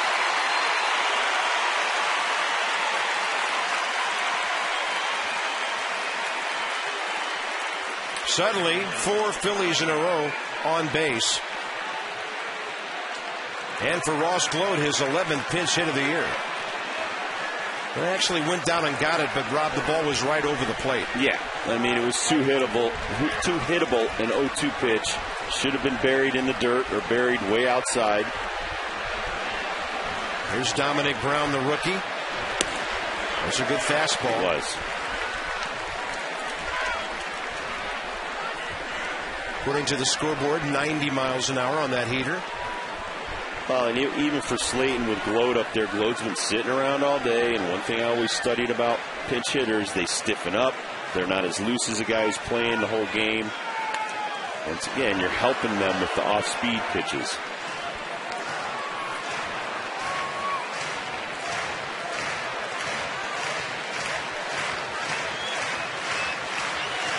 Boy, that play that Dominic Brown made last inning, looming large now. If he doesn't get to that ball, 2 runs will score. Another guy's probably on second or third. Instead, the Phillies turn a double play, and now they bat around the Nats bullpen. That's a big breaking ball. Where an 0-2 pitch is supposed to be low and outside. Dominic Brown tried to pull this ball, and it's a foot outside. And this is just a young mistake by a young hitter. Good follow through, but 2 feet away from hitting the ball. Here's Ruiz. And Riggleman will go with the right-hander. He's been warming up, Miguel Batista.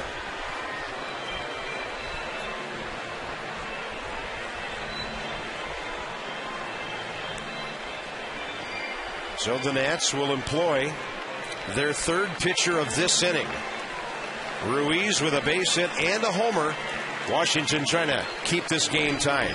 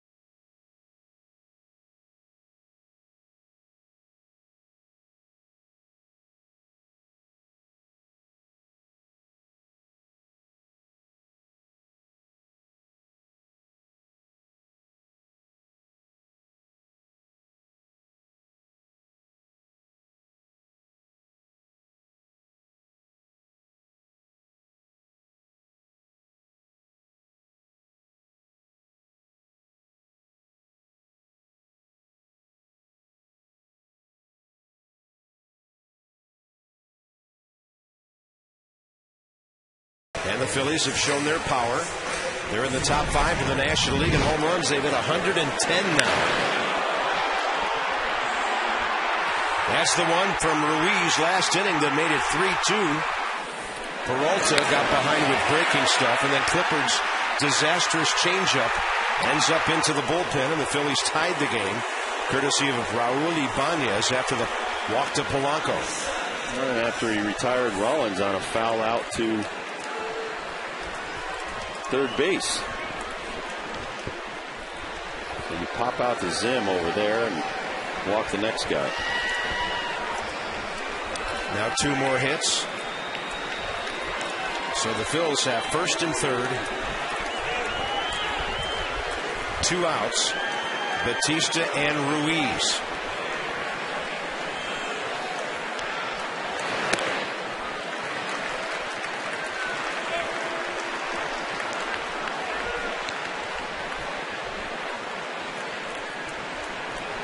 And left-hander Sean Burnett ready when needed. Next 2 hitters right-handed. They still have Greg Dobbs and Ryan Howard from the left side in the dugout.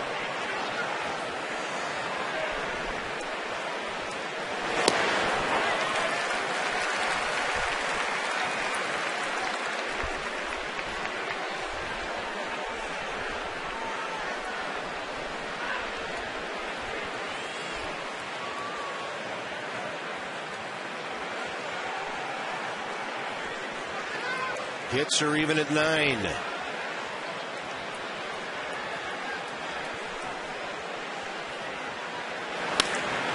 he had him reaching. Fly ball right field, Bernardino. Time to stretch at the ballpark with 38,000. The Phillies pick up 2 and tie the game.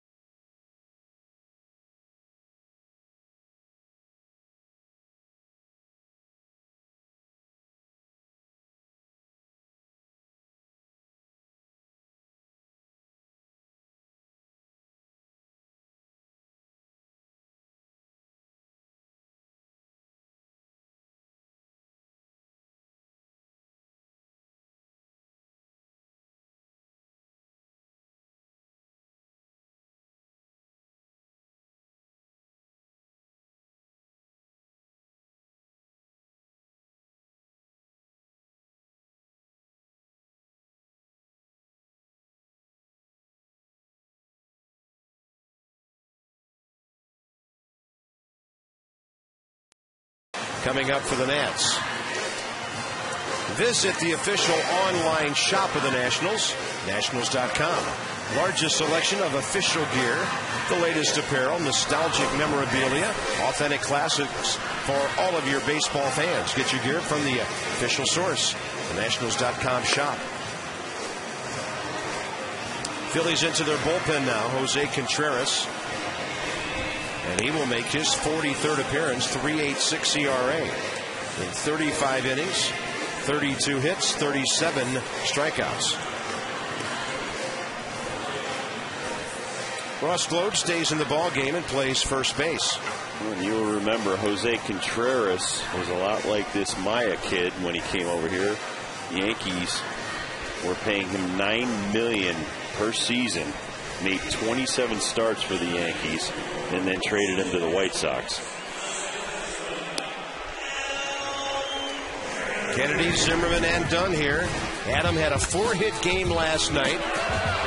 That was a sacrifice that they ruled a hit.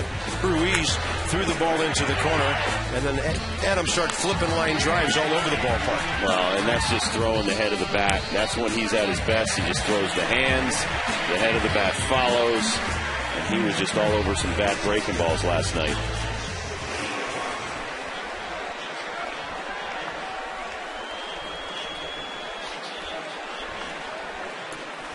So Contreras in relief of Blanton, who gives up 4 runs, 9 hits in 6 innings, a walk, 8 strikeouts.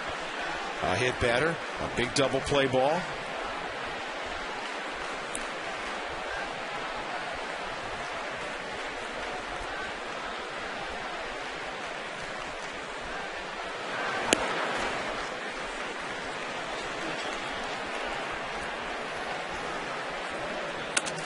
Contreras has some amazing stuff still after a few years in the big leagues over here. Good fastball, fantastic forkball.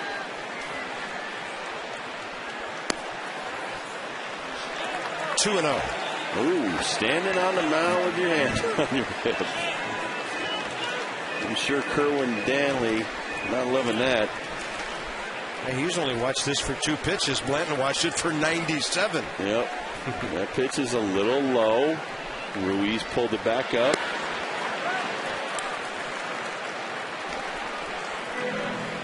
Contreras, 38 years of age. Big guy, 6'4", 255.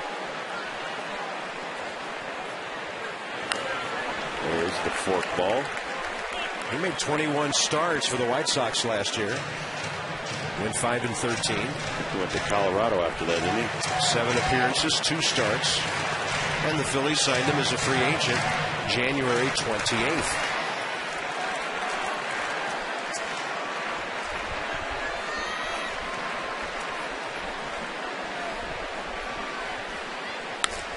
Kennedy with another one. I don't know which way Jimmy Rollins was leaning. He never made a move toward the ball.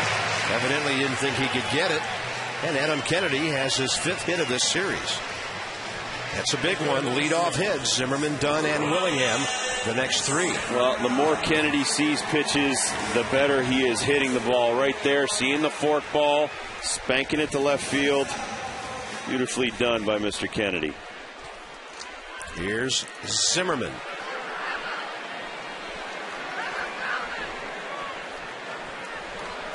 Target in.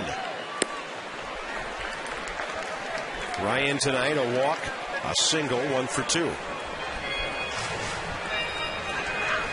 It's about time for one of these big 3 coming up to park one.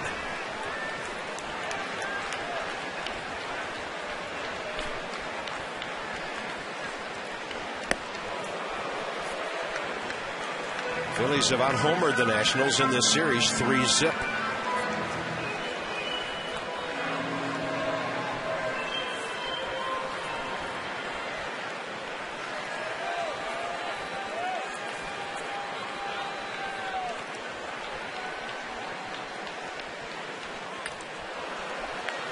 He goes as far back as 1993 in El Salvador, the Tournament for Peace.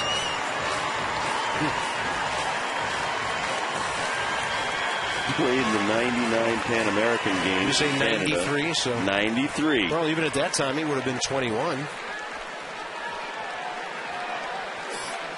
He defected from Cuba in 2002. Joined the Yankees the following year.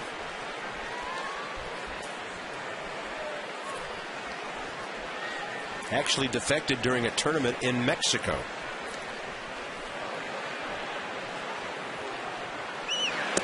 Way outside. 2 balls, 2 strikes to Ryan.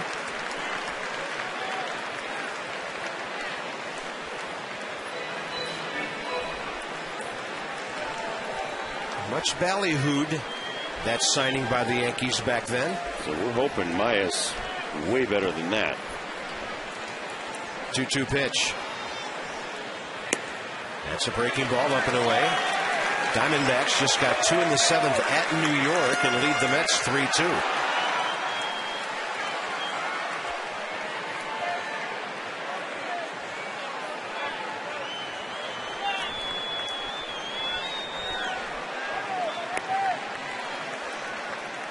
Is Kennedy running? Yes, he is. Zimmerman strikes out, and the throw is in time. Strike him out, throw him out, double play. Double plays to 2 of the last 3 Nationals hitters. Well, and Contreras pumps his fastball up in the mid-90s, right by Zimmerman. Ruiz comes up with a perfect throw and guns down Kennedy. And I think, Bob, that's the first time he's been thrown out this year. It is. First time out of 13. Here's Adam Dunn. Base is empty. 2 outs.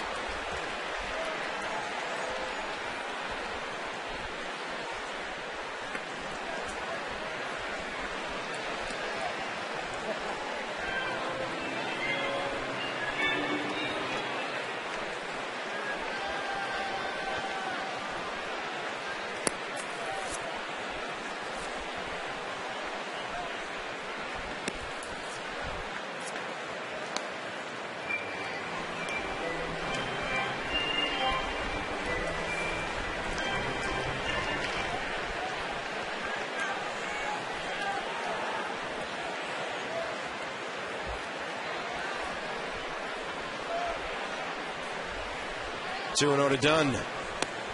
Fastball missing. Adam tonight 0 for 2. Line drive to left, called third strike, hit by a pitch. Now the Phillies put a dramatic shift on 3-0. Everybody moving way over. 4-pitch walk. Adam Dunn's on for the second time. 3-0 forkball right there.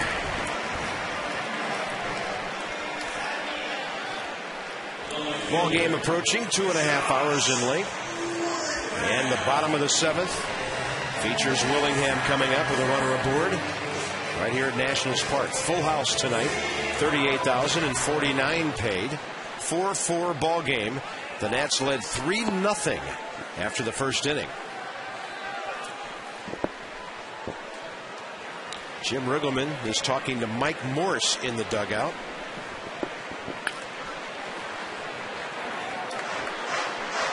Just called him over, talking about what his role will be in this game soon.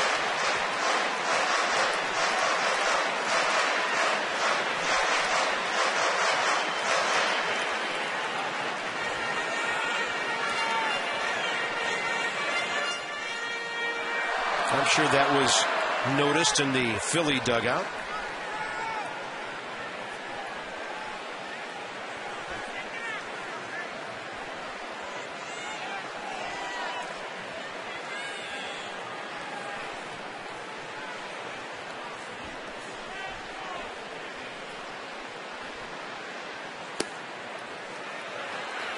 And Adam Dunn back in plenty of time.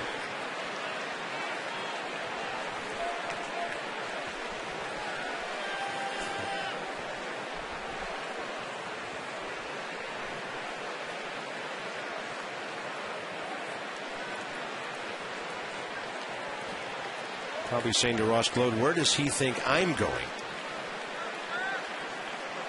Short lead by Adam.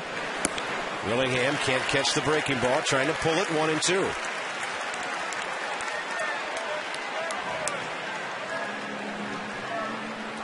You'd love to see Roger Bernardino get up the way he's been swinging the bat.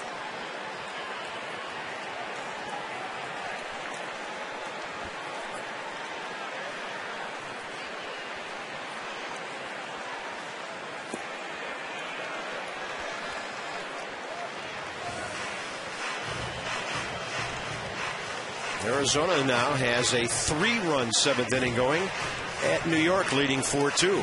There's a good block by Ruiz, keeping it in front. No go by the runner. Got his eye on Adam, though.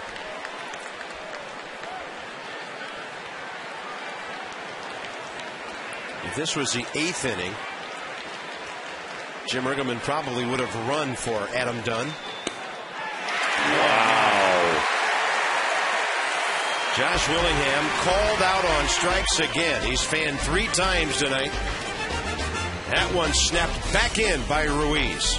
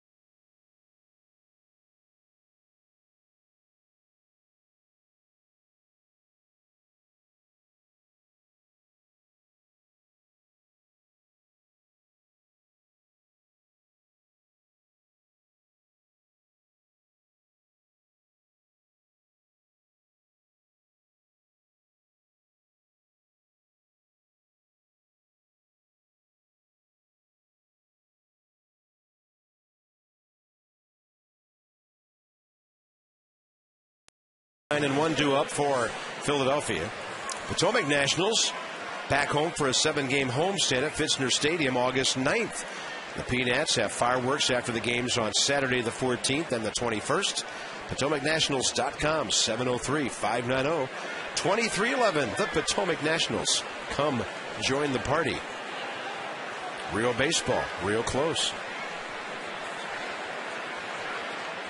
Wilson Valdez.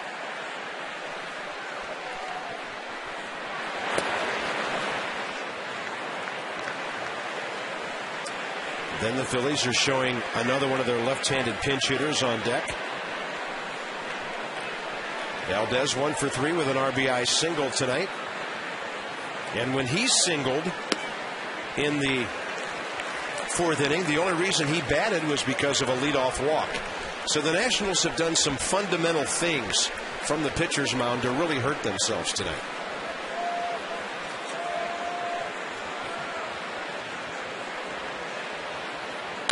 Batista gets a little chopper. He'll charge it with the bare hand. Well played. 1 out. They've already used Ross Glode, one of the best pinch hitters in the league. They'll go with Greg Dobbs now, who has been one of the best over the last 3 years. Ryan Howard still sitting in there. The former Nat, Brian Schneider, and then outfielder Ben Francisco, their only right-handed hitter.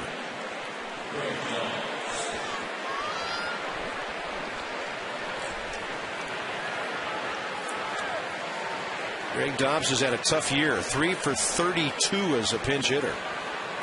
A homer, 3 RBIs, hitting a .198 overall.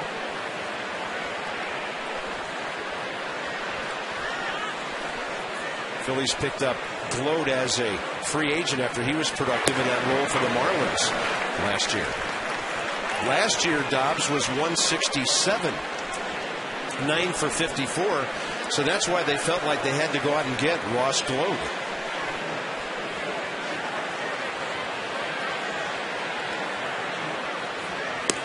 So he hits for Contreras, who pitches a scoreless 7th.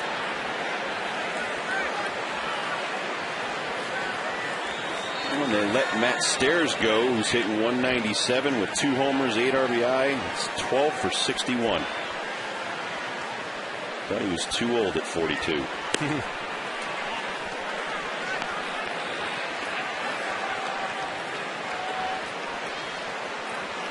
Jimmy Rollins, 2 for 4 on deck.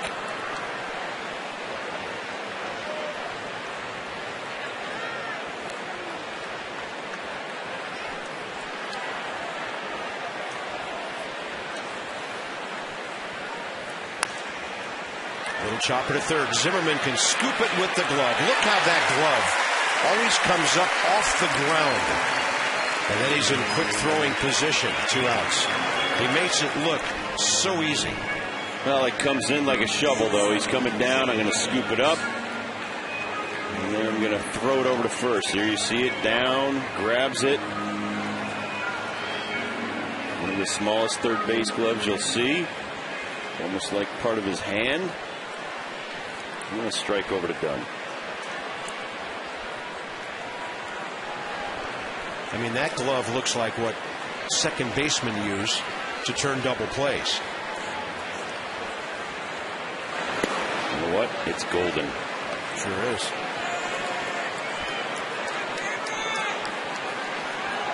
Yep, there's gold in that glove. Look at the Rawlings tag is gold.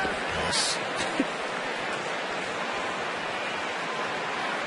He can pick up ground balls with the hard one they gave him that's mounted for his award. It's funny, guys that weren't good fielders, we would drop a frying pan in the clubhouse and guys would go, player quiz, and we'd laugh about that. That was the guy's glove. That guy, no, he's good. 3-0.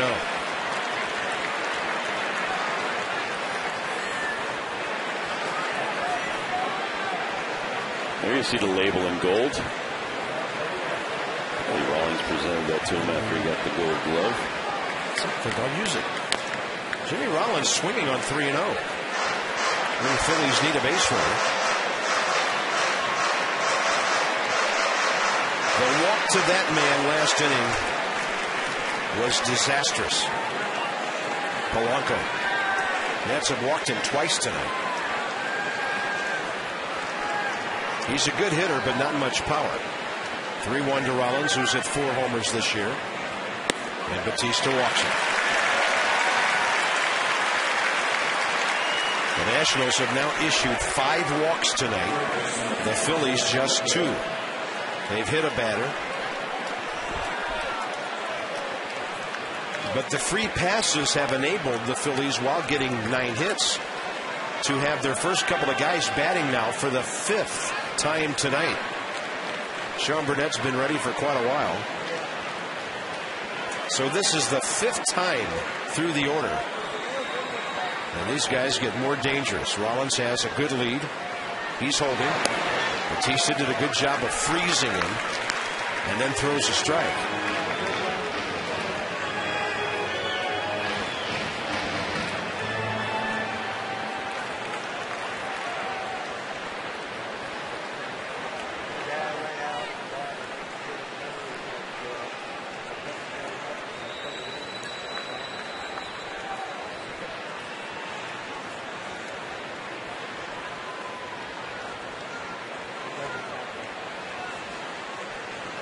Nothing wrong with that step off. Just change it up. Nice job by Bautista. Hold, hold, hold, hold, and step off. Maybe even a throw over.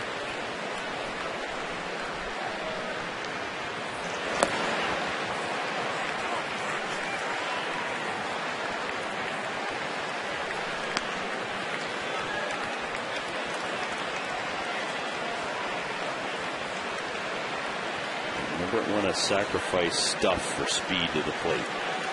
Last pitch skipped in front of Pudge. These two have seen each other frequently.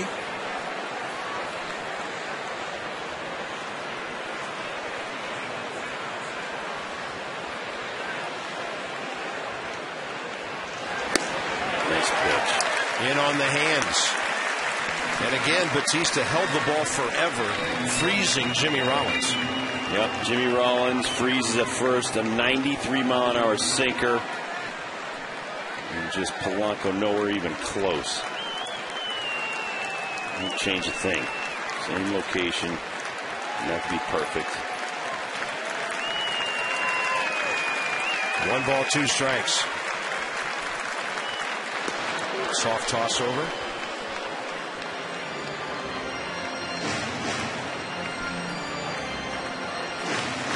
Polanco hitting .331 off right-handers this year with 5 homers out of his 6. Also one of the best hitters in the league on the road. .322 coming in. 4th in the batting race. And a 1-2 coming. Pitch out, Rollins holding. Let's try.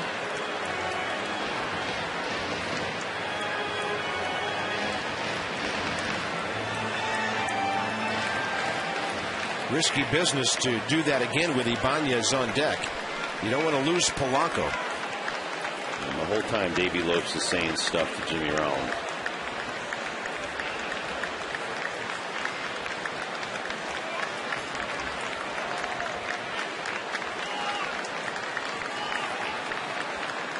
Runner goes. Swinging a foul, hit him in the foot.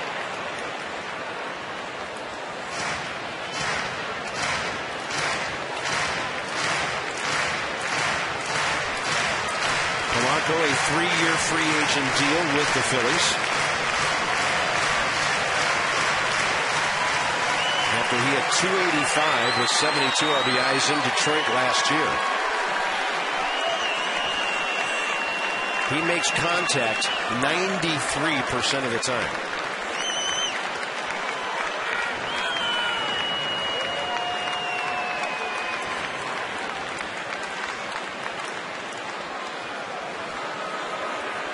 Bautista continues to stare over. Doesn't just step off.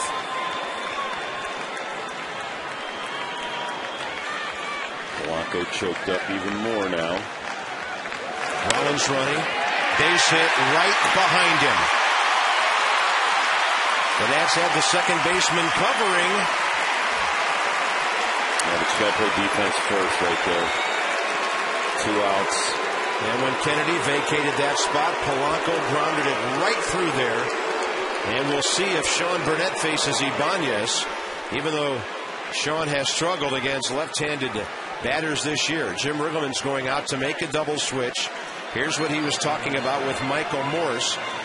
They're going to send Morse to right, Bernardina to either center or left. It appears Willingham's out of the game, and the pitcher would bat there.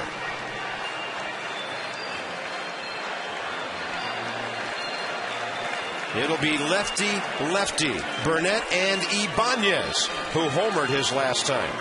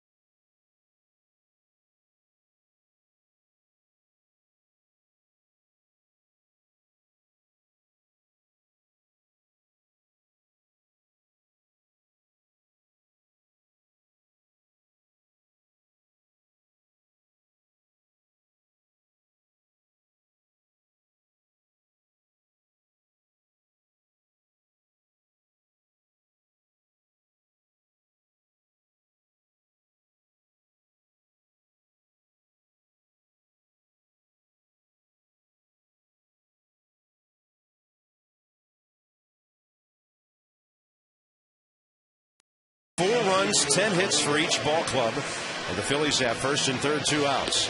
Michael Morse bats ninth, plays right field on the double switch. That'll move Roger Bernardina over to left field. Josh Willingham out of the ball game. So the new pitcher, Burnett, bats fifth.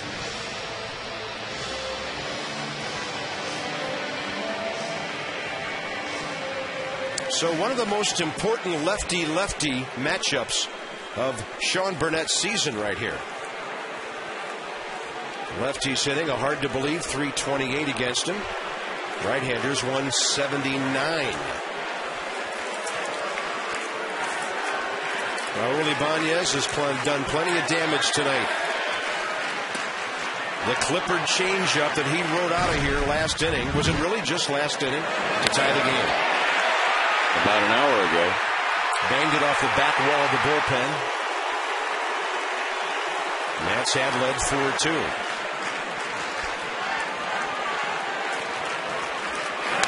He got jammed. Adam Dunn drops it. Plenty of time. And the Phillies are done in the top of the 8th inning. Sean Burnett gets that job done. Let's see if the hitters can. Bernardino leads off.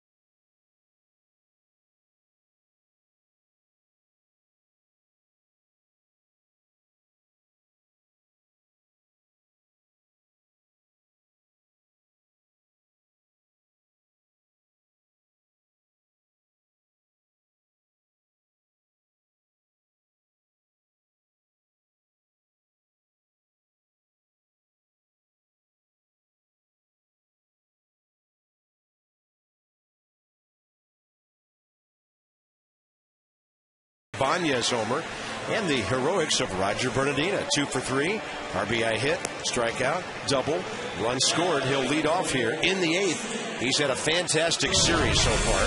3 extra base hits. Well, hanging breaking ball by Oswalt. He rips it into the gap. Probably could have gone for 3, but he didn't want to make the third out at third. And then a 2 RBI double last night. Huge. And then tonight, going the other way. Nicely done by Bernardina. So showing his skill at going all over the ballpark, slashing the ball. Even threw out a runner from right field at first base last night. Roy Oswalt and Bernardina. 2 for 3, leads off the 8th. Rodriguez, Desmond, possibly. Michael Morse to follow. And Bernardina, as I mentioned earlier, batting average up to 279. He came into this game hitting .327 at Nationals Park. Ironically, on the road where he's hit all 6 of his homers, batting .231.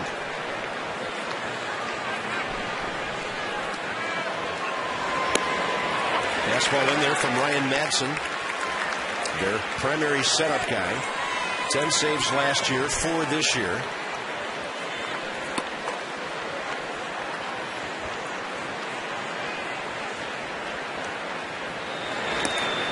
Goes off speed. Madsen not having a good year. 19 appearances, 5.40 ERA. J.C. Romero up for the second time. And Madsen primarily a fastball in the low to mid-90s and a changeup. But you have to make some adjustments because just like Tyler Clippard, guys are going to start looking for the changeup. Broke his toe in late April. And Bernardina grounds weakly to Ross Globe. Next up, Pudge Rodriguez. Nats got a report on Jordan Zimmerman tonight. He made his 3rd rehab start today for AA Harrisburg against Portland. 4 2/3 shutout baseball. 1 hit, 3 strikeouts, 78 pitches, 48 strikes.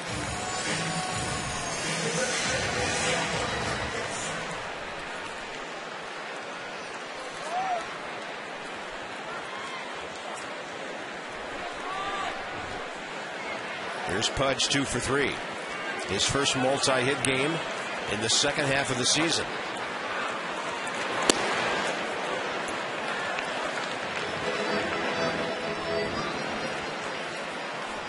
Mets just scored 2 in the 7th to tie Arizona. They're 4-4 up at Citi Field.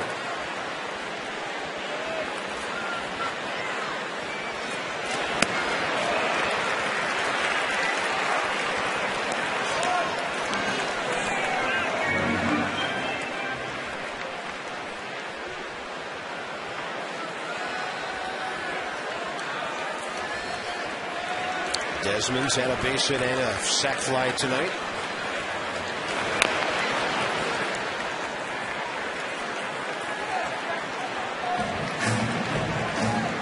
Lefties reigning tomorrow. Cole Hamels for Charlie Manuel's Phils.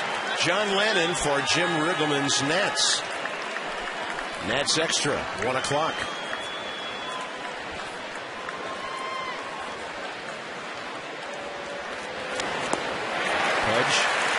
Overmatched on that pitch in the dirt. This copyrighted telecast presented by authority of the Washington Nationals and may not be reproduced or retransmitted in any form, and the accounts and descriptions of this game may not be disseminated without the express written consent of the Washington Nationals.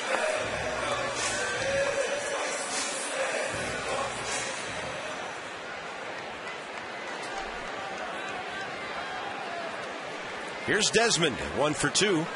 Base hit to left, sac fly. The ball caught by the diving Dominic Brown.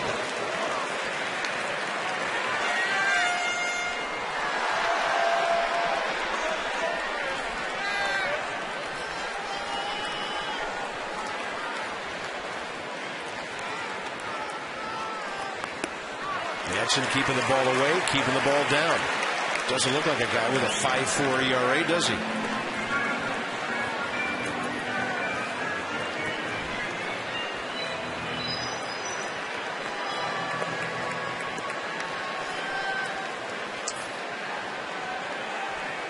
You'd love to see Michael Morse batting in this inning.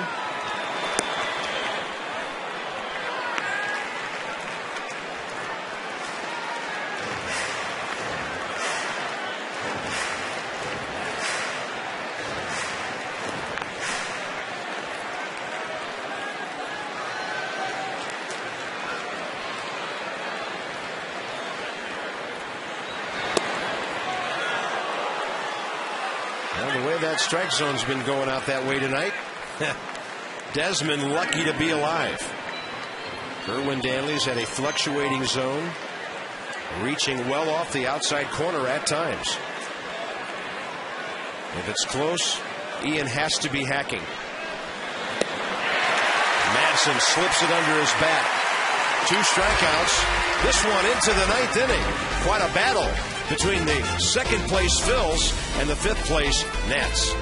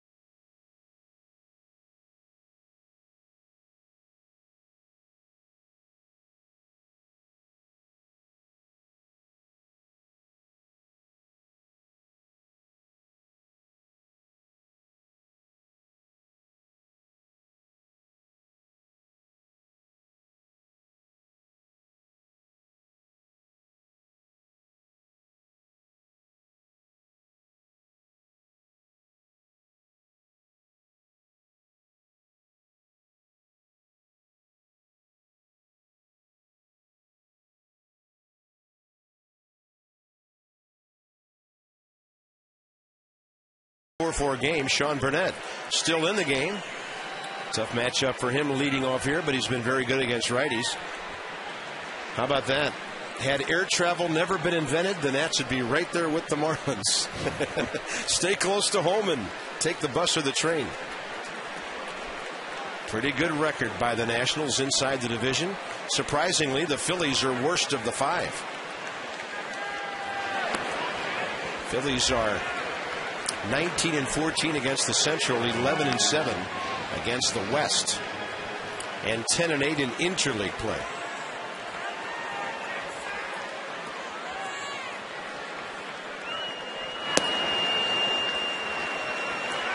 Been too many batters 2-0 tonight for the Phils. Ross Glode next, left-handed batter. Another lefty after that, Dominic Brown. Ball 3.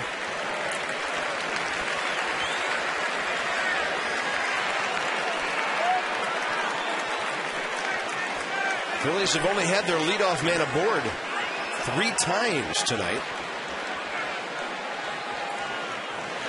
The Nationals just issued their 6th walk. That is suicide against this lineup. Ryan Howard or no Ryan Howard.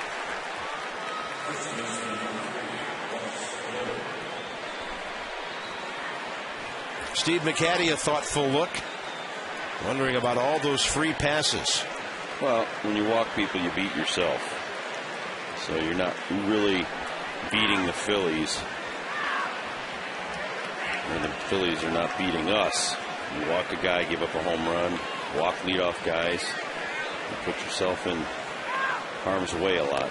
Glode looking to bunt, which he doesn't often do. Usually comes in as a pinch hitter. And pinch hitters don't bunt.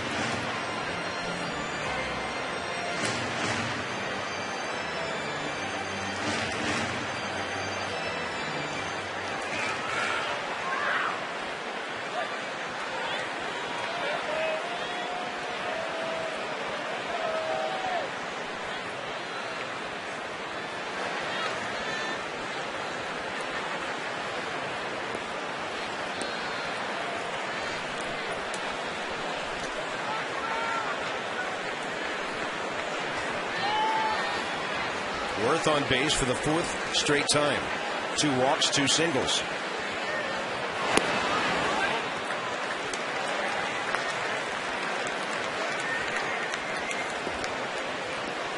He's got his batting gloves on.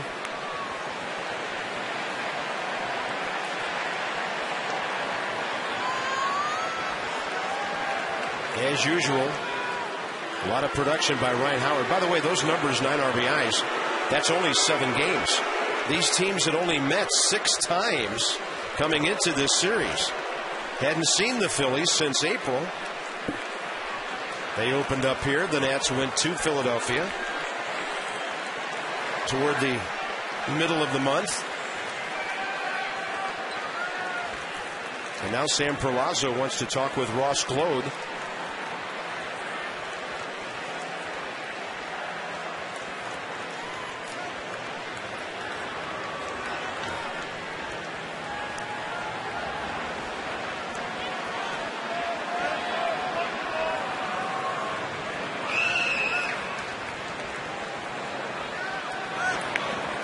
Bunt hard.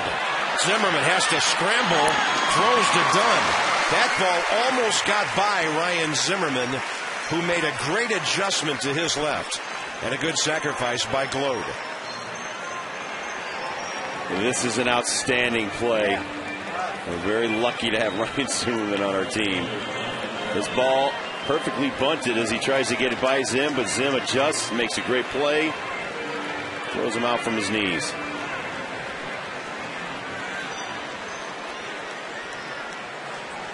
He never panics. Wow. As Exmo catches the adjustment. Hits the deck. Get up to your knees, and Glode thought he had done something spectacular. Here's Dominic Brown, and takes a fastball from Burnett for a strike. Well, this could be Burnett's last hitter. Right-handed batting. Carlos Ruiz is next. Worth at second, 1 out. And, of course, you know what the Phillies are thinking. Score a run here. And you're looking at Brad Lidge. Kennedy to Dunn. 2 outs. Worth to third. We'll see how Jim Riggleman plays it with a left-handed pitcher who's been good against right-handers. As we mentioned this year, hitting a .179 against him. He's coming.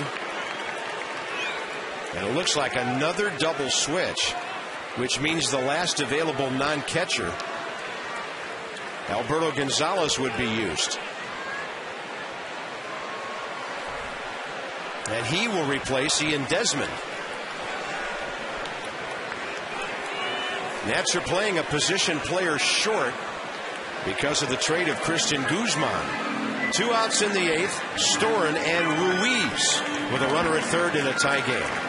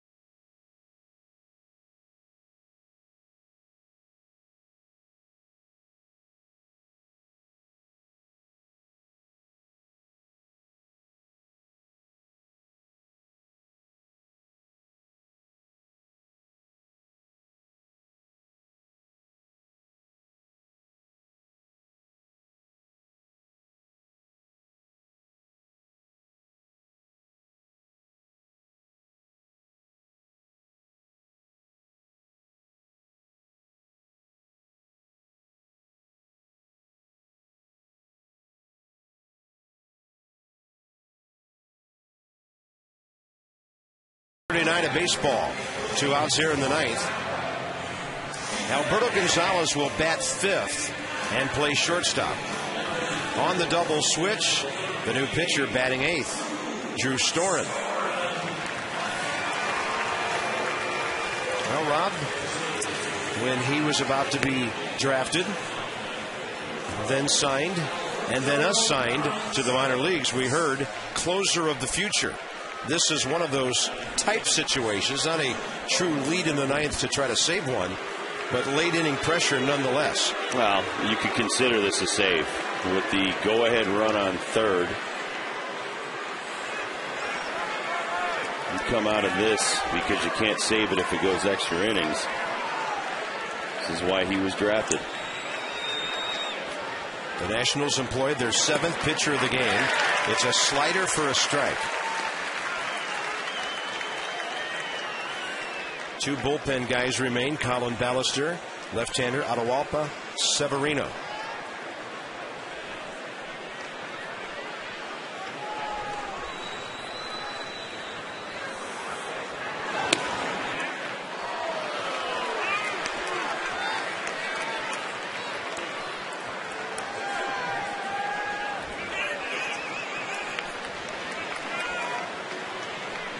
Ruiz tonight, 2 for 4. Single, homer.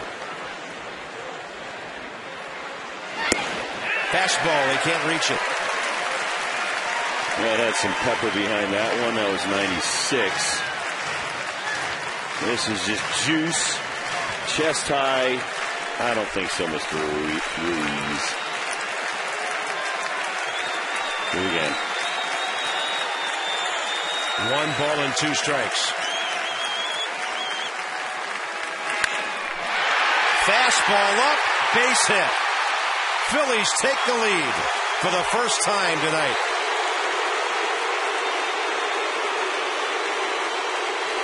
They're not booing, they're saying Ruiz. That run is charged to Sean Burnett. And you know why? Leadoff walk. Carlos Ruiz killing the Nats from the number 7 spot in the lineup tonight. They have 4 hits and 2 RBIs from the 7 and 8 holes. And here's Wilson Valdez. He's going to drop one into the glove of Adam Kennedy. Nats led 3-0. Bottom of the ninth coming up. They trail 5-4.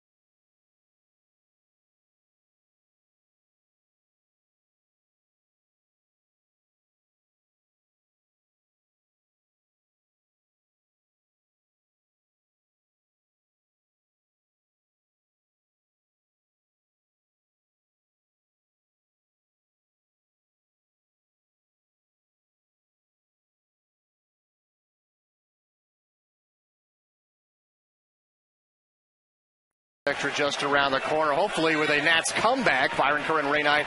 So the Nats down with 1-1. That's the good news, Ray, because the bullpen's had a tough night tonight. Certainly has. Detweiler did well. Went 5+ innings. Threw the ball exceptionally well early.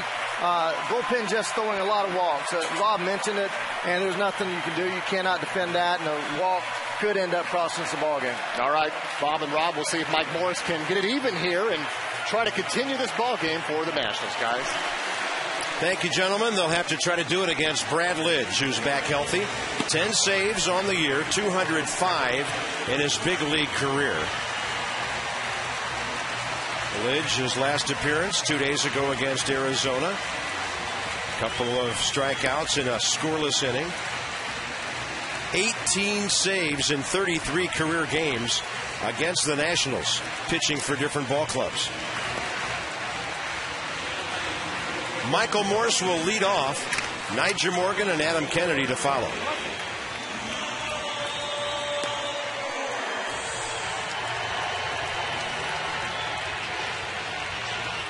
Well, Drew Storen had thrown a fastball, Rob, the previous pitch by Carlos Ruiz. Ford drive of the game, this fastball wouldn't get by him. Well, he had located one up higher than that and right by Ruiz. That one was down in the zone, and Ruiz just slapped it the other way for the Ford drive of the game.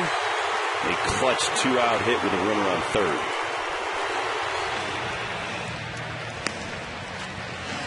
Lidge done with his warm-up tosses.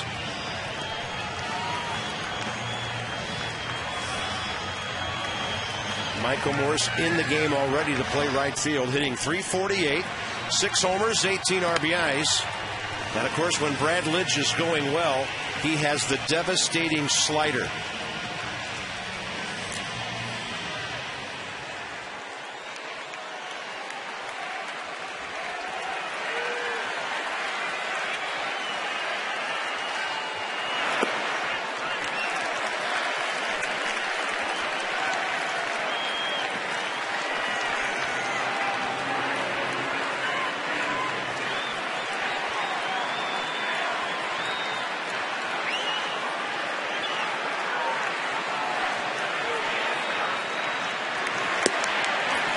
Slider for a strike.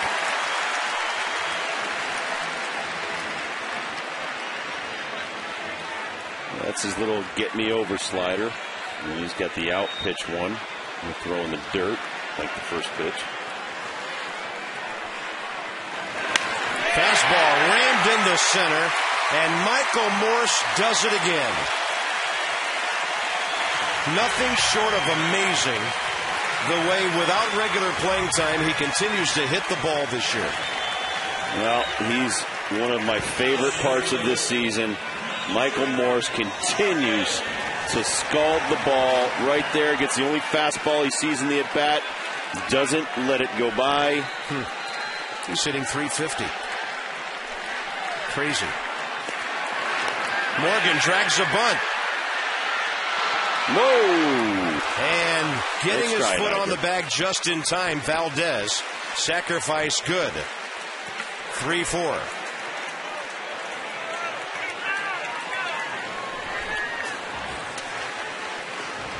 It's a great try right here by Niger. He does move the runner up to second base, and he just misses getting an infield single. And Valdez almost missed getting the foot on the bag. That looked like a tie, and C.B. Buckner called him out. Exmo shows that he just gets beat by a hair. All right, here's Kennedy, 1 for 4. Tying runs at second base. The Nats have 2 shots with Kennedy and Zimmerman.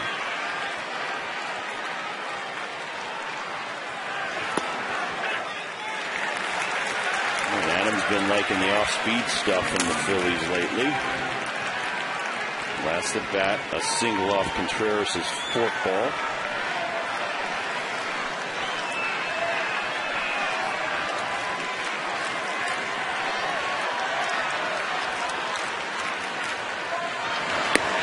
Breaking ball up and in. 2-0. This is what happens to Lidge when he struggles. He cannot get a slider over.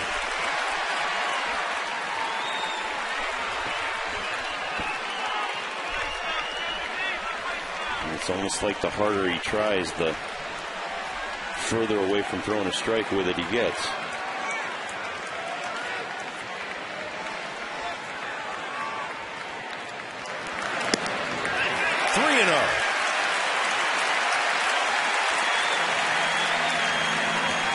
Look at that. Last 10 games, 440.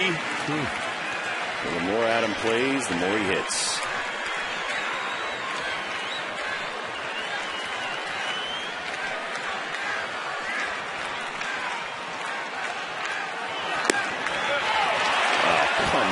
That is a generous strike call in the 9th inning. All night with Kerwin Danley. This pitch is way out of the strike zone. I mean, it's not even close. Whatever. His strike zone has been awful tonight. Throw that pitch again and smack it into left field. Oh, you'd hate to see the at-bat taken away from Kennedy on a call like that. If it's close on 3-2, he has to be hacking. You cannot take anything near the plate based on what we've seen here tonight.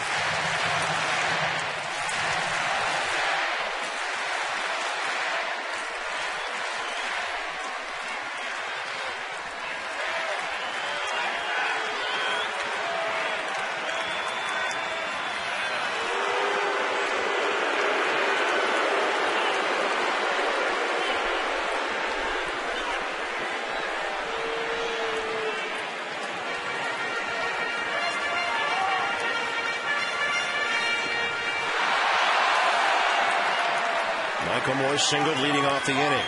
Morgan bunted him to second. 3-2 to Kennedy. Way inside. Justice is served. He walks. 2 on, 1 out. Ryan Zimmerman providing some excitement. Walk-off style. Last homestand.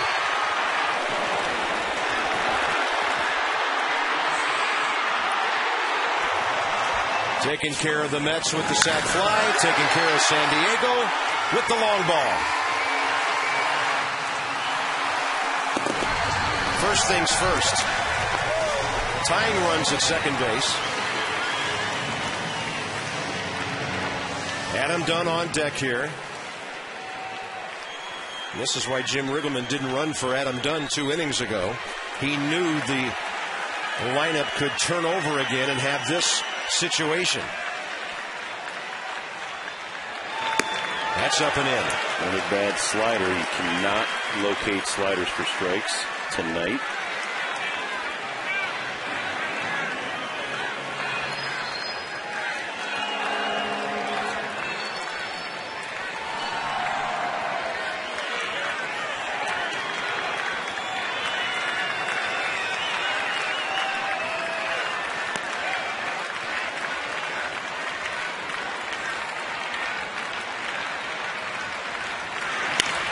Zimmerman off the end of the bat. Nats need the ball to get out of play, and it will.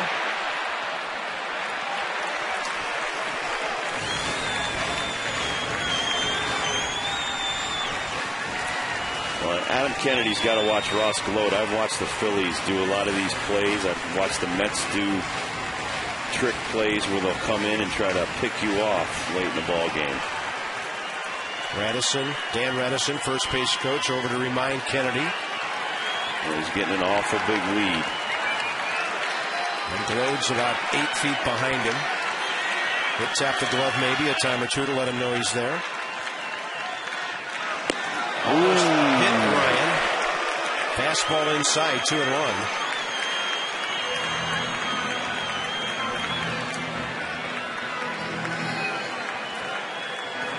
Lidge recovering from right elbow surgery.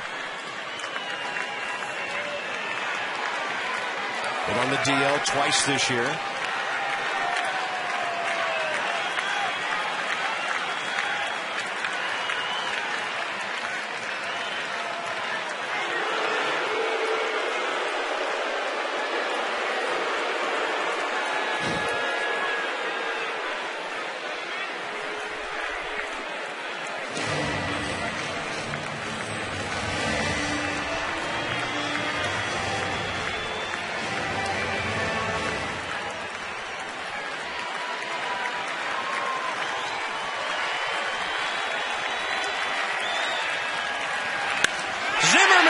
Center field. How far? It is! Yeah! Woo! The Nationals walk off against the Phillies. Bye-bye. Zimmerman does it again.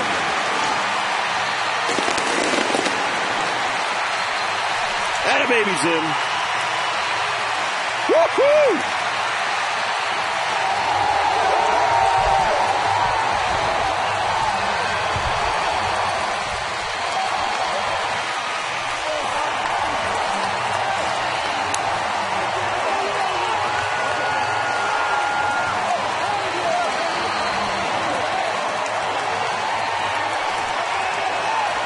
That ball about 440 feet straight up the hill in center field. I could never get sick of watching this kid play. What a clutch performer. Lidge feeds him a fastball because he can't get sliders over. And he knows it's way out of here. The ball's crushed to the toughest part of the field to hit a home run. And just like he stuck a green, Bob. It checked up nicely, didn't it? Yes, it did. The Nationals scored 3 runs on 2 hits. Ironically, a walk ends up helping the Nats. Debbie Taylor right there with Ryan Zimmerman. We'll get it down to Debbie. How about right now, Deb? Thank you very much, Bob. And Ryan, you have such a flair for the dramatics. And going up against Brad Lidge there, what were you looking for? He's got a couple good pitches, so just looking for something to drive and just driving one. And, the guys in front of me had good at-bats and got on. Gave me a chance to do it.